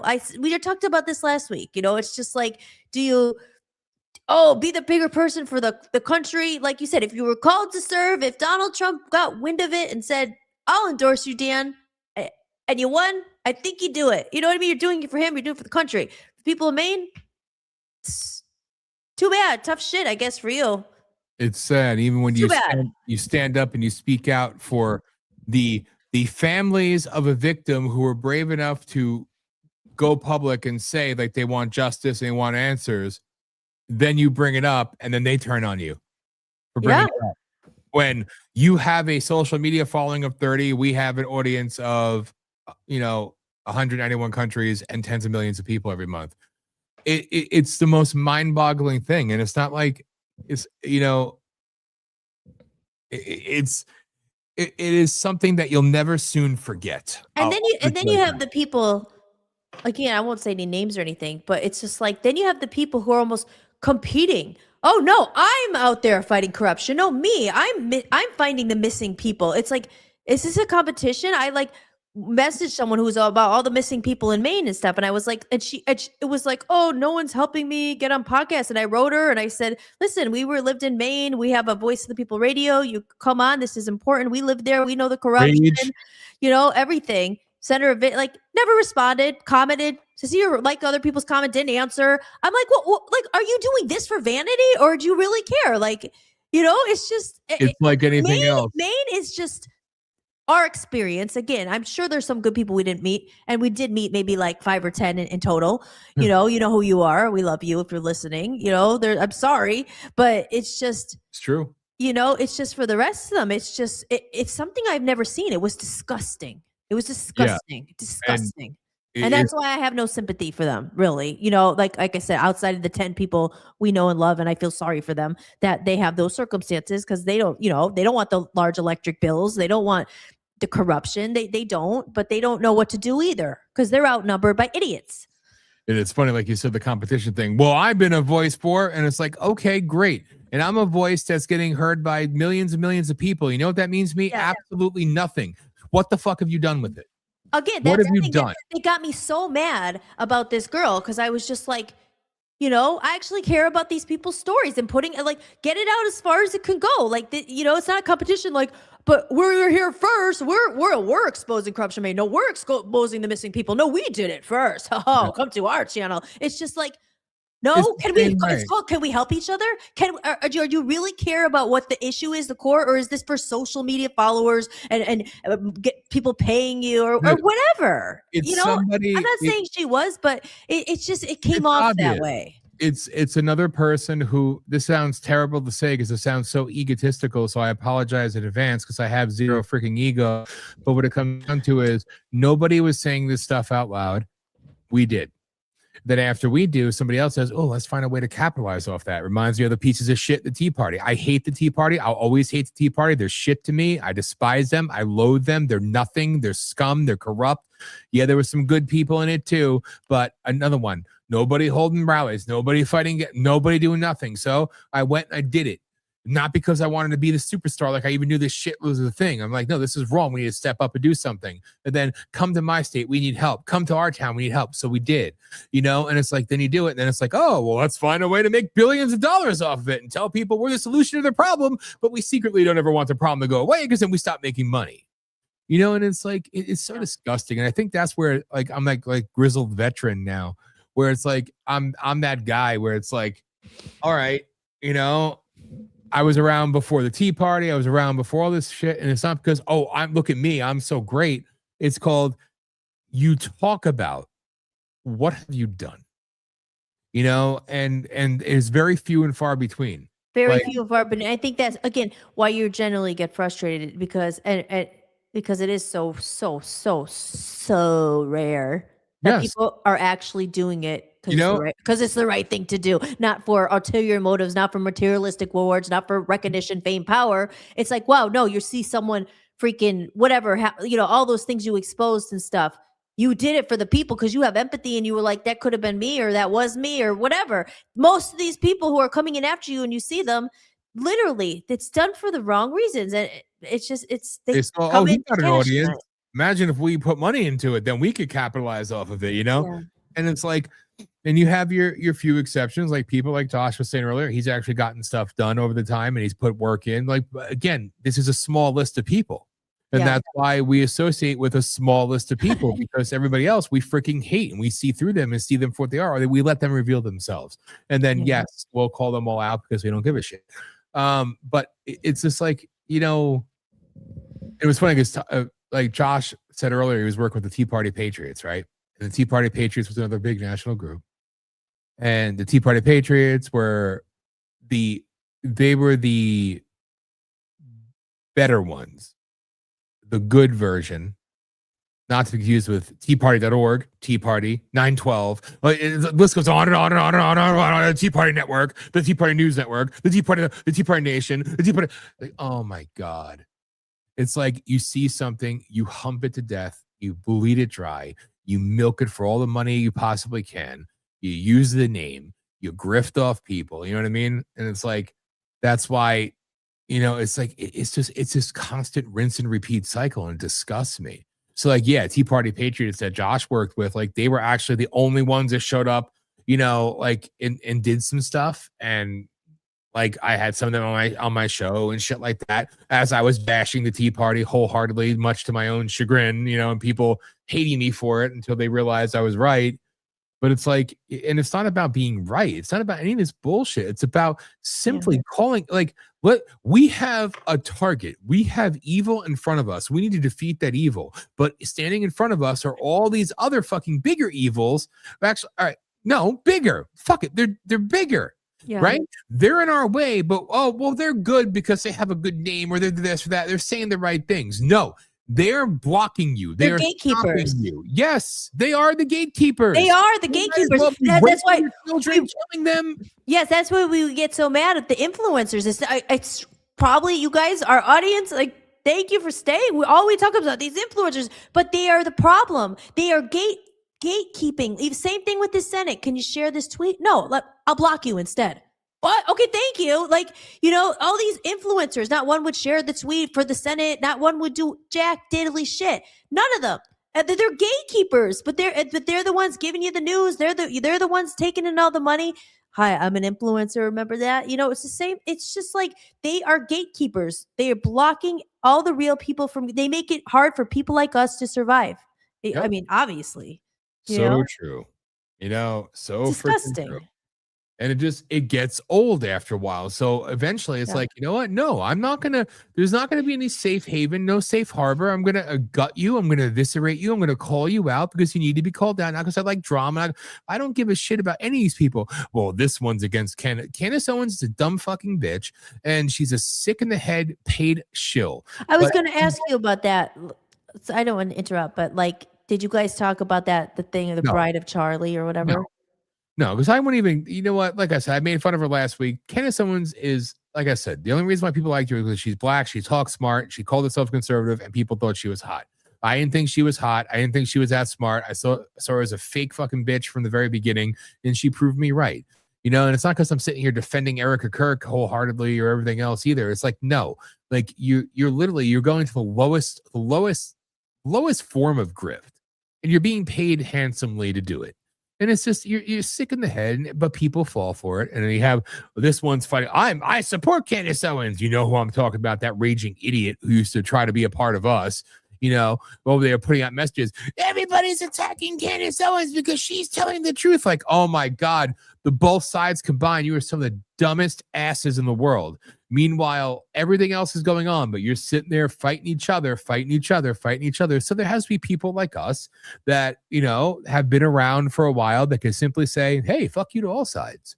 You know, like you're all liars, you're all scum, you're all using people. You're more pissed that she's taking some of your influence audience or your audience of people who you could rob from. So you're mad at her and she's doing the same game. It's disgusting. It's the whole thing is a soap opera and it sickens me. I hate these people more than you could possibly ever know.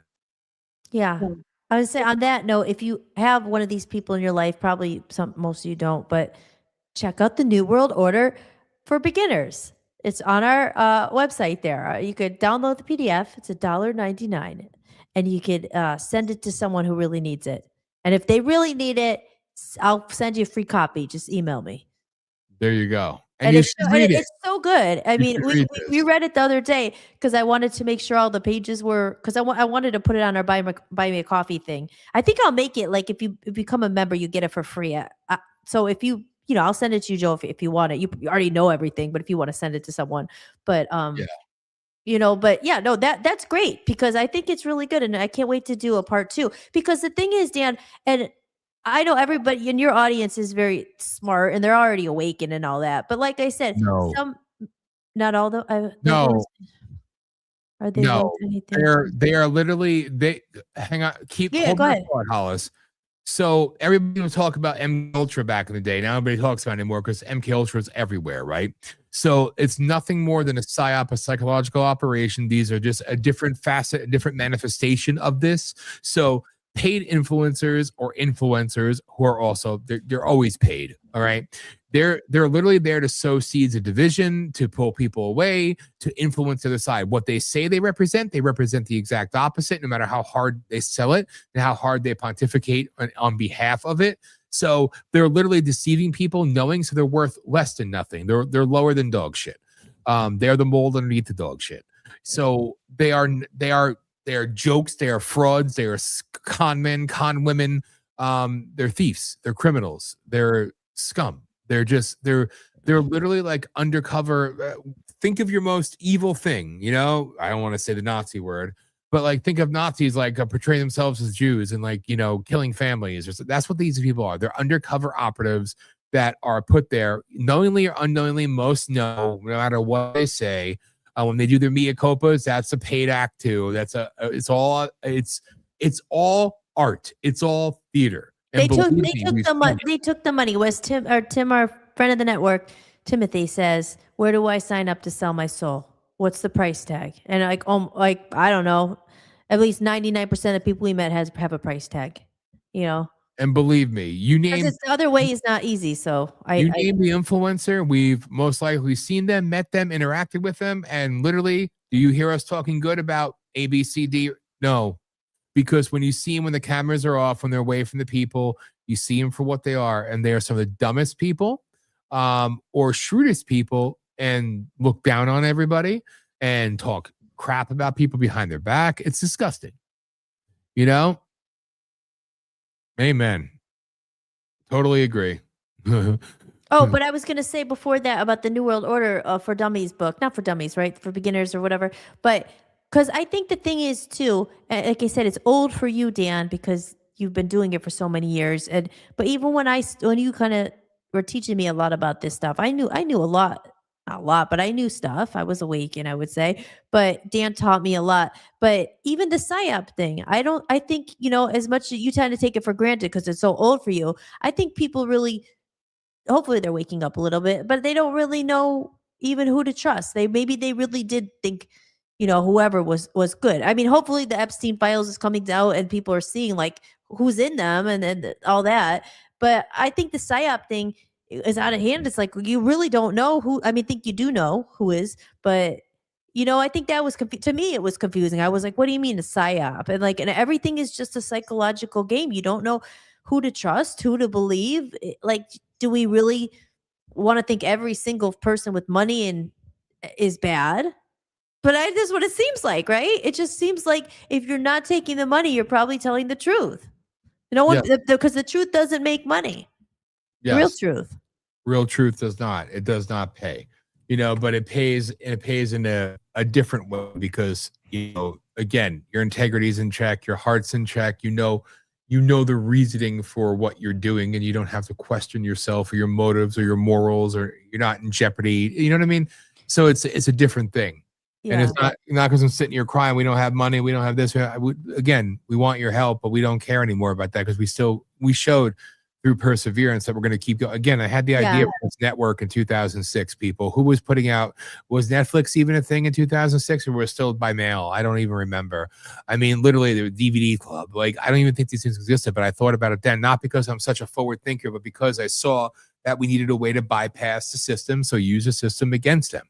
And I said that in 2006. It took 20 years, and it took HOLLIS the last 2+ years of her life dedicated to bring it to fruition. 20 years later, because when you do it the hard way, then everybody else comes along and they've done this and that, they bastardized it, but we could still be something different when it's done for the right reasons. And I think that's the thing too, Dan. It's like we always said it too. It's just like, unfortunately right now you're unemployed, you lost your job and all that because of blah blah blah. But we're willing to work other jobs to keep going. Remember, you were on someone's show and they were like, well, how long would you do this before, you stopped if you don't make money? And you're like, well, I'll never stop, because like we said, the truth doesn't make money, sadly. Now, again, we ask for help and stuff like that because it costs a lot to run. And if we could actually make money, we could do more. But at the same time, we'll work other jobs to fund it because we've always put our own money into it because it's more of a necessary, and it's part of, people spend their money on vacations and this and that, and we'd like to have a vacation too, but we'll buy the freaking platform again for a year before we go spend that on a trip to freaking Bermuda or something. But like, it'd be great to go there, but you know what I mean? It's just like, it's just, and all these other influencers, they make a living from it. So that's how, like, they wouldn't do it if they didn't get paid. That's the difference. We do it even though we don't get paid. It'd be nice to make some damn money, but they won't do it if they don't get paid. And that's exactly why I will not pay anyone ever to come on our network. You come on, you contribute, and eventually if we make money, we'll all make money. We'll help each other. But I'm never going to pay someone to be on it. Like, you should have a duty. If you have something you're talking about, a cause, and you want to help get it out, we built it. Come, join, we help each other. I will never pay someone to be on it. And then at the end of the day, we end up making money, we share it. I always said there's not going to be someone who's a millionaire on our network and someone who is not making $1. Like, it's not how it is. And I would love to see that model work. As of right now, we got a couple people maybe on the horizon, like, who are signing, but not a lot of money's coming in. But still, I'm not going to pay someone to freaking tell the truth. If you tell the truth and people catch on, the money will come eventually. But no, I'm not going to be we're not going to be a rumble. What if we don't have that money? But if we did, it's unfair. That's how it gets out of hand, and that's why the influencers have to do what they're told, or they lose their money or their big sponsor. You don't need, now if we just made, it's like kind of like music, it's just like, hey, if I made some money from music, it'd be bonus, it'd be amazing at this point, but you don't just do it for that. So if you can't make a living, like, that's music, right? How many musicians are like, well, I have my day job too. Hey, it is what it is, I guess. But it's like, you know what I'm saying? It's just, we're never going to pay someone to fucking come on and tell the truth. It'd be great that if eventually it could catch on and, we get subscribers and they pay $5, like the people's method. We're not trying to rob anyone, but like, pay the real people who deserve it, not millions, but a living. And that's the problem. And it's always been the same with music. Top millionaires, most people can't make $1 and they're still good, but they're like freaking having to do other jobs, blah, blah, blah. It's the same BS. And it's really, again, only up to the people to spread the word and say, instead of throwing your money at Alex Jones or freaking Steve Bannon or Candace Owens, who already have all millions and probably a lot of your money already, throw $10 to us, throw $20 to whatever, and everyone does that. It starts something new, but And it's all- just going to take time because, Exactly. And this isn't the voice of desperation. It's the voice of persistence, no matter Yeah, what, perseverance, exactly. no matter what, And that's what it comes down to. Aw, thank you. Thank Aw, you. We thank love you. you guys. Thank Yes. Yeah, I mean- always. It is true. It's like materials. It doesn't buy you happiness. You can't take it with you. Like we said, we're saying that last week. I know this is like a common theme. We're always on it, but we have to touch it's on hard it, or would because it be us? It cash rules everything around me. Is that some crap song? I think it is, right? Was that P. Diddy? I think KY or Baby Oil owns everything around it. Whatever. Anyway, but it's the genesis of all because it's the root. And I'm a capitalist, so again, I don't see money as a bad thing, but it goes back to the common denominator of what fuels these people, and it's like they're so. That's why last week was big with the Steve Bannon thing. It pisses me off so much because how could you be so absolutely just, it's not you're hoping it goes away. All these people are talking about it and you're purposely not addressing something because you just feel like your people are so dumb they're going to blindly follow you anyway. And that is the principle, and it's all about money and control and power and influence. And that An illusion, Yeah. illusion. Did he ever? I don't follow it that closely, but did he ever comment anything yet? Still nothing. No. And No. then he was at the State of the I guess of what America's or Voice. What is it called? Real America's Voice. Real America's Voice. That was when we watched the State of the Union address. He was narrating, and I was like, and he's still on there, and he's still doing it. But again, that's the problem. Nobody faces repercussions from it, or maybe the justice is coming. I don't know. That's what it really comes down to, is they expect you to be dumb enough to still blindly, be obedient to and follow. And that's the core of this. So it's not just us, it's not just us bitching for the sake of bitching. It's us bitching because it's wrong. It's another victimization. And we're not victims here. We're victors, right?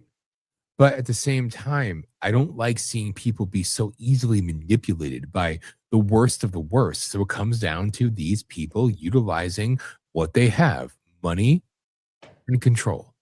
And they use it to buy more control and make more money on the expense or on the backs of at the expense of the people. And it's wrong to deceptively deceive people, to be so deceptive, to lead people astray, knowing that you're doing it, knowing what you're doing. But that's politics for you. You know what? Then you're a piece of shit. And you should be called a piece of shit. And I want these people to lose everything because they deserve it, because there should be karmic justice. God will sort it out, inevitably, yes. But at the same time, again, warrior spirit. You have to call it out, not because we want that audience, not because of anything like that. That's not where this comes from. It comes from bad people that are portraying themselves as good people, doing really bad things to good people. And you know what? It's wrong. It's wrong. And nobody else they won't want to toe the line or skim that, we don't want to say too much because we don't care. We don't have to worry about sponsors. We don't have to worry about any of this other bullshit. We're beholden to ourselves, the truth, and all of you. And I think that's the biggest thing. So somebody has to say it, and we'll be the ones to say it because it's necessary, because these are bad, bad people standing in your way and standing in the way of progress in this country, purposely destroying people. And it goes back to then the biggest problem is, I do think it's the influencers who are worse and who are at fault. But then you're like, well, the people who are blindly following is also the problem too, because sometimes I say it's not their fault, or it is their fault. But I was going to say that's the fault when people don't free think enough, or don't think about wait a minute, this is fishy. This is weird. What, people aren't thinking enough. So they're just again, oh, I'm told to like this. And it's just like with advertising, every ad is for whoever, Alex Jones, the vitamins. It's like it's like music, same thing. They will play a song till death, and you're like, I never liked that artist, but I read a book about it. It was just like they will plant these hooks and these things in your mind, like over and over and over and over again until you're humming the song and you didn't like it or whatever. Same thing with these people. It's just like, because that's all they know how to do it. They have the money, the advertising, the subliminal messaging. It's all about control, mind control. They are the psyop. They are your enemy. The left is your enemy. Yeah, the left is insane. We know what they are. It goes without saying. But your real enemy lies right in front of you. The ones waving the American flag, saying MAGA, MAGA, MAGA all day, or whatever the hell it may be. A majority of those people up top, they are your enemy. You know? Yeah, look at the comments there. I can't pin them. Can you mention we have 3 primaries? Arkansas. Wait, is that Arkansas? Right? I think so. God, I hope I'm not that dumb. North Carolina and Texas. Democrat voters are motivated and ahead in Texas, and we need everybody to go vote. We don't need a low voter turnout. Yep, I've seen that. Maybe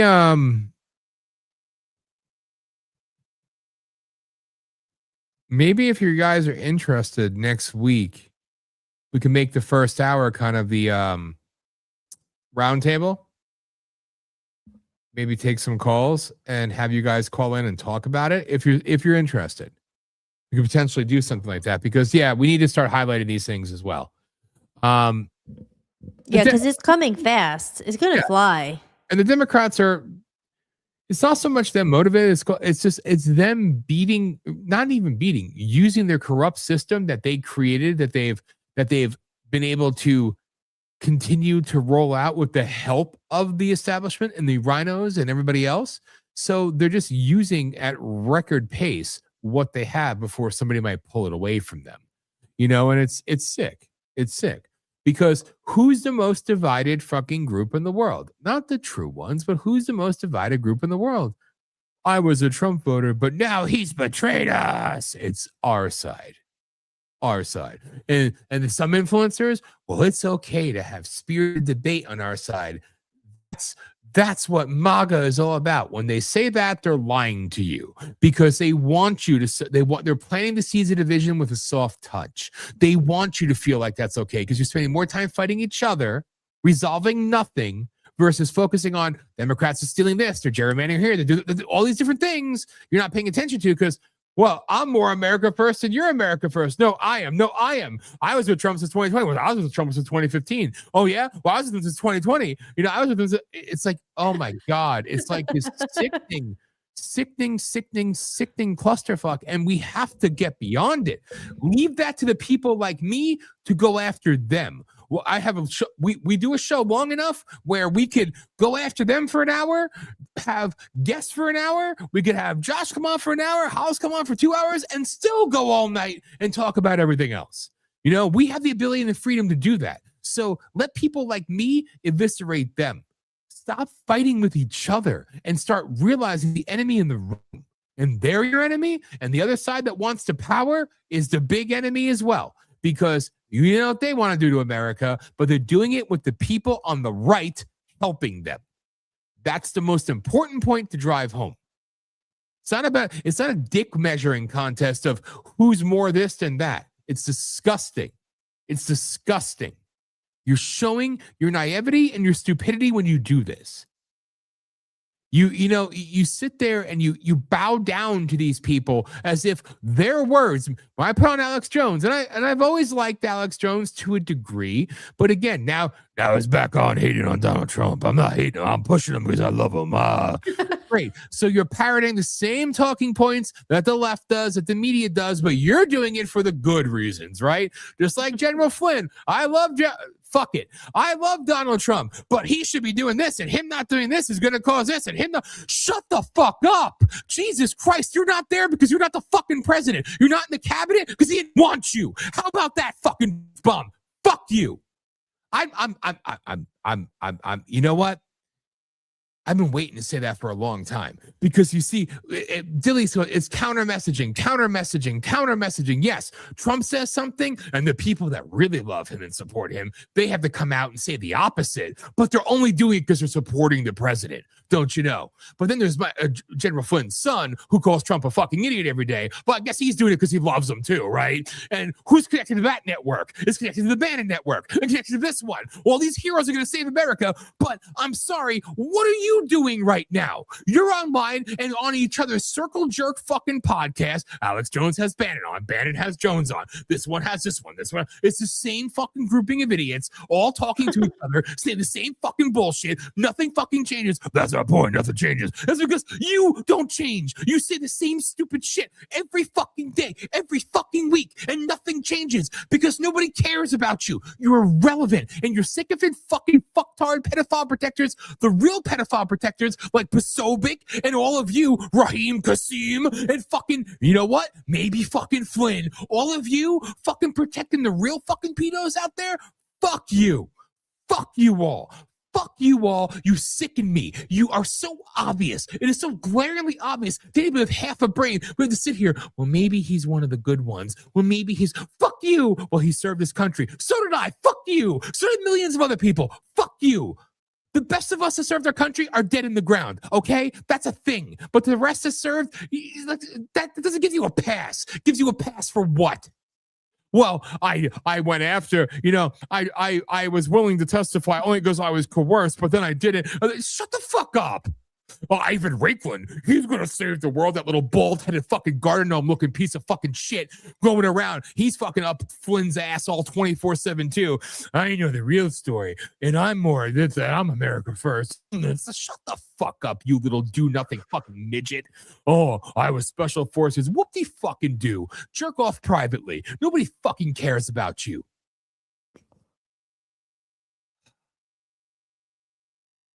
Holy moly, Dan. That feels good. Well, you went 2 hours without too many curses, and that just made up for about it. Because I'm so sick of it. All these same fucking idiots, all they do is interview each other all the time. Oh, but Alex Jones is a whistleblower from the FBI. Oh, he tells the real truth. And 99% of what he says doesn't happen. And 1% happens. See, we told you, we have the inside source. Just like fucking what's-her-face, Liz Crokinall with Alex Jones. Alex Jones has been anti-Q forever. Then he had his own Arab guy who was allegedly in the military, who he was the real Q. And then he hated Q. And made fun of everybody from the Q world. And then he has Liz Crokinall on, and she's saying how, you attacked you. No, I was actually a supporter, and I knew when it got taken over, but I'm back on board now. It's like, my God. Yeah, I wonder, do these people that are so engrossed in this bullshit every single day, they just so blindly follow your fucking... Maybe they started to believe their own hype, and they just believe...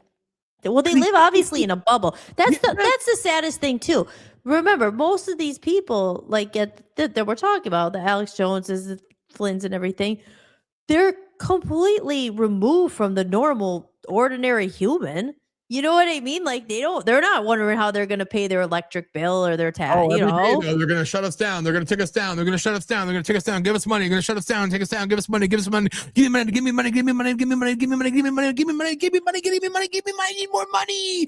I need more money because I know the truth. I know the truth. Oh, I know the truth. I know the truth. Shut the fuck up. You know nothing. And I like Alex Jones still. He's probably the only one out of the rest of them I actually do like. I think he's a conflicted fucking psyop. It's like, fuck, man. You gotta sit, people just, they don't want to go up against the Flynn network, or they don't want to go against this network, or they don't want to go against this network of people. We don't want to go against this network of people. And then there's people like me, people like us, where we don't give a shit who you're connected to because you mean nothing to us in the real world. And again, if you were so powerful and so almighty, and you're the real change that the world has been waiting for, then why aren't you sitting by the side of the president right now? That's all you need to know. That's all you need to know. So shout out to the Dilly meme team. Shout out to the Roger Stones of the world. Shout out to the fucking real ones, and for the record, I like Dan Bongino a lot more now than I did before. Shout out to the people who actually call this shit out or been consistent with calling it out. I don't blind follow anybody. But it's like, my God, you see these people, like it's disgusting. It's disgusting how they toe this line, and you see these jerk offs all defending each other, but protecting this one while going after this one. I liked you yesterday, but now I hate you today because you said something nasty about my overlord. So therefore, I have to hate you. But I'm not going to say why I hate you. I'm not going to bring up what you said because that would be me addressing it. So I can't do that. But I'm going to hate you for other reasons and get my brain dead fucking minions to go and attack you online, and then this group's going to respond. Dan, was I don't remember seeing him at the State of Union. I don't know why I just thought about it. Was Kash Patel there? I don't remember seeing him on TV. I didn't see him there, no. Was that weird that he wasn't there? He might have been. Maybe we missed him. Maybe he just wasn't. The head of the CIA was there. Radcliffe was there. And was Dan Bongino wasn't there because he's not in it anymore? No, he's back to doing his show. Thank you. Thank you, Joe. And what is Thank you. Damn good rant. You gotta get the beep counter. How many F-bombs you dropped. There you go. I didn't mean to, but $1 every time. I feel like I've been waiting to say this for like so long, It's like that little fucking douche fairy fucking fraud psyop Scott Presser that everybody bows down to. These are people that I've interviewed before. They didn't impress me then, and you know what? They've been proven to be what they are. And it's always, well, I did this. I did this. I did this. I did this. I did this. You did jack shit. You did nothing. You're just the figurehead. Oh, love me or I'll block you. Oh, I'll have my warriors go after you. Wait, hold on. Dan. Oh, yeah. We have to love you, though. If we don't, it's gay bashing. If we don't love you, it's shut the fuck up. So what is I haven't watched any of it, but what is Dan Bongino saying? Is he who is he calling out? All the fucking people. Like who? He's calling out the Candace Owens. He's calling out the Alex Jones. He's calling them all out. What is he saying about Candace Owens? Well, he didn't say her name the other day. He called her a fucking demon, a disgusting blood-sucking demon, which I loved. So I don't watch his show either. I just watch more clips of his. I don't watch anybody's show. It's just not me. I'm so like, I watch our shit, Josh's shit. That's it.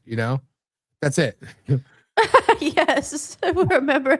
I didn't mean that. Sorry, Dad. I didn't mean that. But it's like you have no idea. Like I sit here and it's like we talk about. You think this one is? You think this one isn't?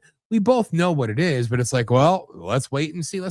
No. When you see the pattern, it's like, God, man. All you do is interview each other. All you do is buff each other's you buff each other's pickles. That's it. You're a fluffer for the other, who's a fluffer for the other, who's a fluffer for the other, and you're all taking it in the ass. Oh, yay. Well, whoop-de-doo. I'm jerking off in socks more than you. Like, I really don't. Yeah, I know. I really don't know what. All I remember with the General Flynn thing, again, like we said, you had General Flynn on the show. He was nice to you. You liked him. You were excited at the time. All that. I just remember that one girl, Sabrina, her last name is Wallace, and she was, if you look her up, and she's like, was doing all, her work was like, whoa, like she was talking all about the body, biohacking and body and and how they're doing this stuff to our body from whatever. And I just remember her being like, General Flynn, and like talking about that. And that was like, I don't know, a year and a half ago, 2 years ago, I was finding her. And she was, but again, you probably never heard of her. She does a lot of I think she was a former, I don't think she was in the military, but she was like something high up in the government, or she was experimented on as, I don't even know what I'm saying, but watch her. If you look her up, her name is Sabrina Wallace, and she was goes deep into what they're doing. Like, what was she, Dan? Well, was she experimented on, or do you remember? She was a test subject. She was actually part of the intelligence community and subjected to certain things. She's legit. Kind of like that. What's her face? Oh, Millie Weaver. I actually like. She's one of the real ones. What's the other one? Tori says. Yeah. But they were doing all this. They were doing all this stuff about, because I remember listening to it, I don't know, last year in Maine and a bunch of times, but a lot about the vaccine and how, and kill boxes and how they're putting these things in our body where they can control making you sick. And it was very eye-opening and very like, oh my God. But she has like the receipts and all this to back. It's crazy. It's crazy. Again, I'm sound so dumb because I'm not explaining it right, but I'll try to find her next week. She seems, and again, she's one of those who I never asked for $1 or anything like that. She even says, I don't want any money. She's like, I'm not doing this for that. Like, but she wouldn't come on a show or anything. She's not even trying to do interviews or get paid, but her work is out there. But I was blown away by what she said. I was freaked out. I was like, oh my God. And she knows, obviously she's been involved with a lot of it, Yeah. Like literally there just comes a point in time where you have to call out the obvious. That's what it comes down to. You have to call out the obvious because it's so sickening, and it's an insult to your intelligence and our intelligence. You know what I mean? It truly is. It's disgusting. And we got to sit here and fucking like just accept this shit and take this shit and turn a blind eye and pretend like, well, maybe they're one of the good ones. No, they're a fucking idiot. Rudy Giuliani is a good one. All right? He's one of the good ones. He's legit. Thank God. Not all my heroes are dead. Like it's just it's so much. It's so much. It's so nonstop over your head. And it's just like, God, it's beating you and beating you and beating you. Just have to say fucking no more. Well, on to another subject. My dad would like that. Yeah, your dad's going to be like, oh. This is usually the part of the show where I don't rant. Well, you were holding on to it. I didn't mean to, but it's like, God, it makes you mad. Because again, these people they enrich themselves off of bullshitting people. None of what they say happens. 99.999% of the time, nothing happens, but they act like, oh, it's coming. It's coming. You like, yeah. Anyway.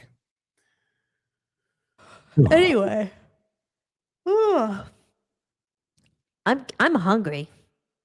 I've been eating vegetables all week to get ready for my photo shoot. I didn't want to have the water wait. So and I've had no. We treated ourselves. Well, no, poor Dan has been fasting for 7 days, so he's not eating anything. But I have a salad. 11. I have a salad waiting for me. 11 days. Wow! But tomorrow we're having a no carb feast. Yes, we eat again. It's hard because when you do photo shoots and you're on camera and stuff, I really do feel like it adds like 10 pounds or something. I think that's true. I'm not fat. I'm actually anorexic. It's just the camera that makes me look this way. It makes me or look maybe short. It's not true, but when you're in front of a camera, you're just like, oh, and then you watch the video back and you're like, oh, it shows everything. It shows every last chicken wing you ate. Remember that, people. And Dan's not really fat. He's just on camera. So that's it. You see me in the 3D world. No, I'm not fat. It's a camera somewhere. Just saying. It's a camera. So, all right, real quick. So, MAGA Lions crew, if you're down, Joe said he's down. Charlene said she's down. And Jason, that invites to you as well. We'll kick off Politi-Shock, you guys, next week. So, you got the Zoom. We can make it happen. We'll call it like a preview of the show that you guys are going to do. How about that? So, can you do the Zoom links where they pop in? Like if they could join the show? I could actually just send them a link from here. I could. Oh, cool. Because if you want to be on camera, it would be great to see you guys, but you don't have to. Some people don't want to be on camera, but because the call-in line, it'd probably be easier to do it like that, right? Mm-hmm. Yeah, absolutely. So. Thank you. See, Joe likes the cursing. Thank you. I love you, Joe. I didn't plan. I was good tonight. A little bit in the beginning, but I was good. And then it's just like, God, that's what I mean. It builds up, and it's like I've been waiting to say that for so long. It's like, God, you jerk offs. Like I just gotta call you out. Anyway, so good. Yeah. So whatever, we'll discuss off air what you guys want to do. We could do Zoom, or I could just send you a link right from here that we could just pop right onto the screen. That'd be even easier. Or if you want to call, whatever it is. So we can make that happen. So I'm down for that. I think that'd be cool. And it's funny because I keep thinking of the VOP Roundtable, the show I used to do years ago, where we had like, we literally had like 9, 10, 15, 20 people on. And I played moderator. And it was so cool until everybody kind of bailed on me. And it's like, Dan, run the show. I'm like, it's my damn network. Why the hell am I running something that like, anyway. All right. Charlene said she's in. Oh, awesome. Good. Like, beautiful. All right. It is amazing how fast the time goes. Like it'll be Thursday, like feels like tomorrow again. It just goes so it's fast. 1:02 already. So yeah, I know, right? It just goes so fast. Yeah. So fast. So we'll plan on that. But like the VOP Roundtable thing was a good idea. I did it years ago and it was actually fun. And I want to start doing stuff like that again too. And taking the call-ins and everything else. Yeah. And We have some new shows coming and stuff. We know we've been saying it, but it really is. It's in the works since it's very close. Dad, I want my cigars, so don't worry. It's going to happen. I haven't smoked a cigar in a very long time. So tomorrow we have a hefty amount of meat and maybe a couple vegetables for me. Hollis will probably take a break and just have like 30 vegetables tomorrow instead of her usual 900. So, and actually eat healthy, no carbs. Well, healthy-ish. No carbs, no bread, none of that shit, whatever. And then, Monday, it's a routine. It's a routine, people. It's a routine. But I want a cigar. Damn it. I want a cigar. My dad asked me about that. I want a cigar. I'm just saying. I don't know why I brought that up. But anyway, so you have a lot of people that just decided to jump into the show now, and watching later on because we've already been on for over 4 hours. So. Whoa. It's not that exciting. You're late. But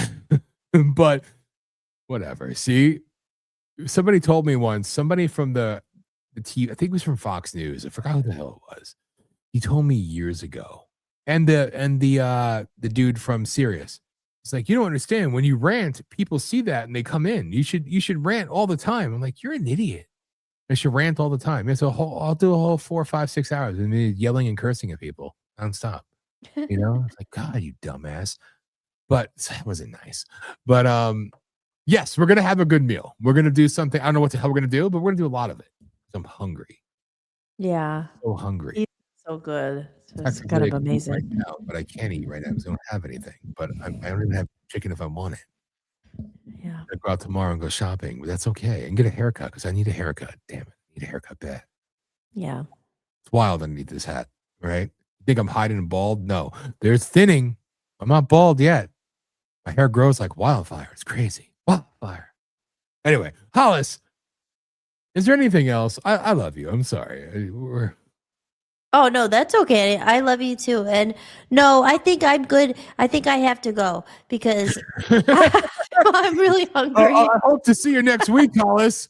I'm hungry and I have a salad from Chick-fil-A in the refrigerator. It's calling my name, guys. I'm sorry. Chicken. I've had a piece since like 9. With low-fat honey mustard dressing. That sounds fantastic.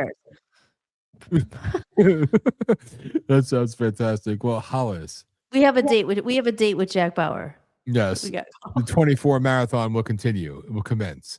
Yes. So Jason, Yes, you gotta let the team know if you're in for next week too. 'Cause I want you on there too if you're willing. So get Joe, get Travis and Charlene, or one or the other. And Jason. Just saying. So you let us know. We'll talk. So there you go. Hollis, remind me, and she will. So Joe, we got to talk this weekend. I've been meaning to call you anyway. It's my fault. I suck. I'm terrible. You hear Josh say it all the time. I'm bad at getting back to people sometimes. I am. Yeah. I am. My phone gets so much spam and crap text messages, so I miss the good ones, or I see them like 5 days later. It's like, I suck. There's no way to look good in that situation. But hey, It is what it is. So anyway, so all you people decided to tune in late. And Jason's in. Yes, it's free. That'll be $39 to come on for 1 minute. $55 each additional minute. No, you're all free here. You're all welcome to come on, and that'll be fun. So it'll be something different, and you can spare it. And then maybe Charlene. Okay, no Charlene or just Charlene. Oh, I think it's just Charlotte. All right, it's just Charlene. Okay. Oh, wait, no Charlene, just me. Oh, now I'm confused. Is it Travis or is it Charlene? See? These damn technology in these chat rooms, it gets confusing. So, to whom am I speaking? Who is just me? Identify yourself. We love you anyway. Maybe I'm reading it wrong. It's probably just me that's reading it wrong. So, just me, Charlene. Okay, got I it. was right the first time. Okay. All right. I love you. Cool. That'll be fun. So, what the hell was I saying? But I don't know. I'm proud of you, and you did so good today, and you're all gonna love what she has coming. So next Thursday, I'll be home before your show starts. Beautiful. So I'm gonna jump on the full throttle next week with Josh. I'm gonna keep my word and do it. I meant to today. It's just literally it's like it sounds like an excuse, but it's like, damn, it's hard for me to jump on shows before I do this show. Because when you do everything yourself, it's like nothing ever goes right. Yeah. It's weird. We could host other people's shows, no problem. My own show, though. HOLLIS too. She runs into it, but she's getting good. She's even better than me soon. Anyway, so yes, that's what happens when you produce your own show. Do everything yourself. It just Yes. it sounds snobby. It's we're just so busy. Like some people are jerks and they're really just too, but they think they're busy and they don't make it a priority. Like literally, like I'm like, oh my god, I can't believe it's Thursday already. Oh, like I have to do. You're just doing all the things that you don't even. It's crazy. That's why eventually one day we'll have some people help us. We'll have a team to help with some of this stuff, and then we'll be more available for not just the daily task and hustle and bustle. The hustle of and bustle. surviving. Yes. Oh, there you go, Joe. You know you're ready to go. Then that's beautiful. And you actually won't even need Zoom. I'll be sending you guys a link. You hit the link. You pop right on. You won't even worry about any signals or any of that crap. So I'll make it easy for you. So please believe we're pros at this. Damn it, we know what we're doing. But again, HOLLIS, I'm proud of you. It was an awesome day. Thank you for coming on. Obviously. Thank you, honey. Thank you for having me. I guess what I could say goodbye, and then you could say goodbye to everyone. I think I'll sign off. I have to change. She really wants that salad. Damn. I know. I was wanted to eat it before I went on, but I was like, no, I gotta wait. You deserve it. Yeah. Right. Well, I love you, and HOLLIS, I'll see you next minute. Okay, that was good. I'll see you in the next row. Yes. We'll say goodbye to everybody, though, HOLLIS. Bye, everyone. I love you. Thank you for your support always, and take care of yourself. Be safe. There you go. Keep fighting the good fight. Yes. And I'll see you next week. Goodbye, HOLLIS. Bye, Dan. Will you knock me out of here? I'll knock you out of there. There she goes. She's gone. And just like that, it's back to just me. And I'm here to announce I'm going to go for 3 more hours. No, I'm kidding. Really. I'm a lifetime smoker, so yes, yes. You get it, Joe. I love you guys. Anyway, so to everybody joining, we had a shit ton of people on. A shit ton of people. I can't even speak. See, that's how you know. Wasn't last week like 5.5 hours? So this week's 4 hours and 15 minutes. So there you go. But remember, it's supposed to be 3 hours. So I'm doing you all a service. Okay. I'm ending it soon, but it was fun. So next Thursday will be stacked. Remember to tune in. Sunday night, 9 p.m. Eastern time. We have a lot of people watching right now. Where were you all earlier? Well, thank you for coming by. And next time, be here on time. Damn it. Now, I appreciate everybody coming in. I appreciate everybody's time. As always, check it out. Again, the first episode of the Hour of Rage. We're going to get that up tomorrow. That is the goal. And then join us Sunday night, 9 p.m. Eastern time. As we will do the Rage of Aquarius. Myself and Josh. I told Josh the other day, too. I said, if it ever comes down to, I'm going to try to be consistent with Politi-Shock again. Now that, life still has its challenges, but, been pretty good consistency thing. But Josh, I don't know. He verbally kind of committed or agreed to that if we have to miss a week or something that he could sit in and he could host a show. And that takes a lot from me because I don't trust many people to host this show. I've tried it in the past and it failed epically. But you live and learn. But no, it's cool. And I'm happy he's here. I'm happy we got the Hour of Rage going during Politi-Shock and then a re-air for everybody who missed it tomorrow night. Obviously, Rage of Aquarius is awesome. All the new shows we have coming, just keep an eye out. Download the app, sign up for notifications. You can do that. It's all free. So stay tuned because we have a lot of shit that's kind of happening and moving and going and just, it changes sometimes hourly, sometimes weekly, sometimes monthly, And wait, we got a message from Joe. What? Oh my, wait a minute. Dan, when you do rants, you can work up an appetite, especially when you get into penguins and moose and all kinds of fun shit. Let's go back. I know you didn't mean to put ranch there. So your initial comment, when you do rants, you will work up an appetite, especially when you talk about penguins and being gang raped by moose. I mean, that will get you. It's okay to say it. No censorship here. I did talk about being gang raped by meese. Meese. Okay? No Mainer has ever confirmed to me if it's meese or mooses. I don't know. Or just moose. I don't know. So I'm going to say meese. But the moose are beautiful, majestic creatures. But that sounds like a terrible fate, especially if they go in with the antler. I'm just saying.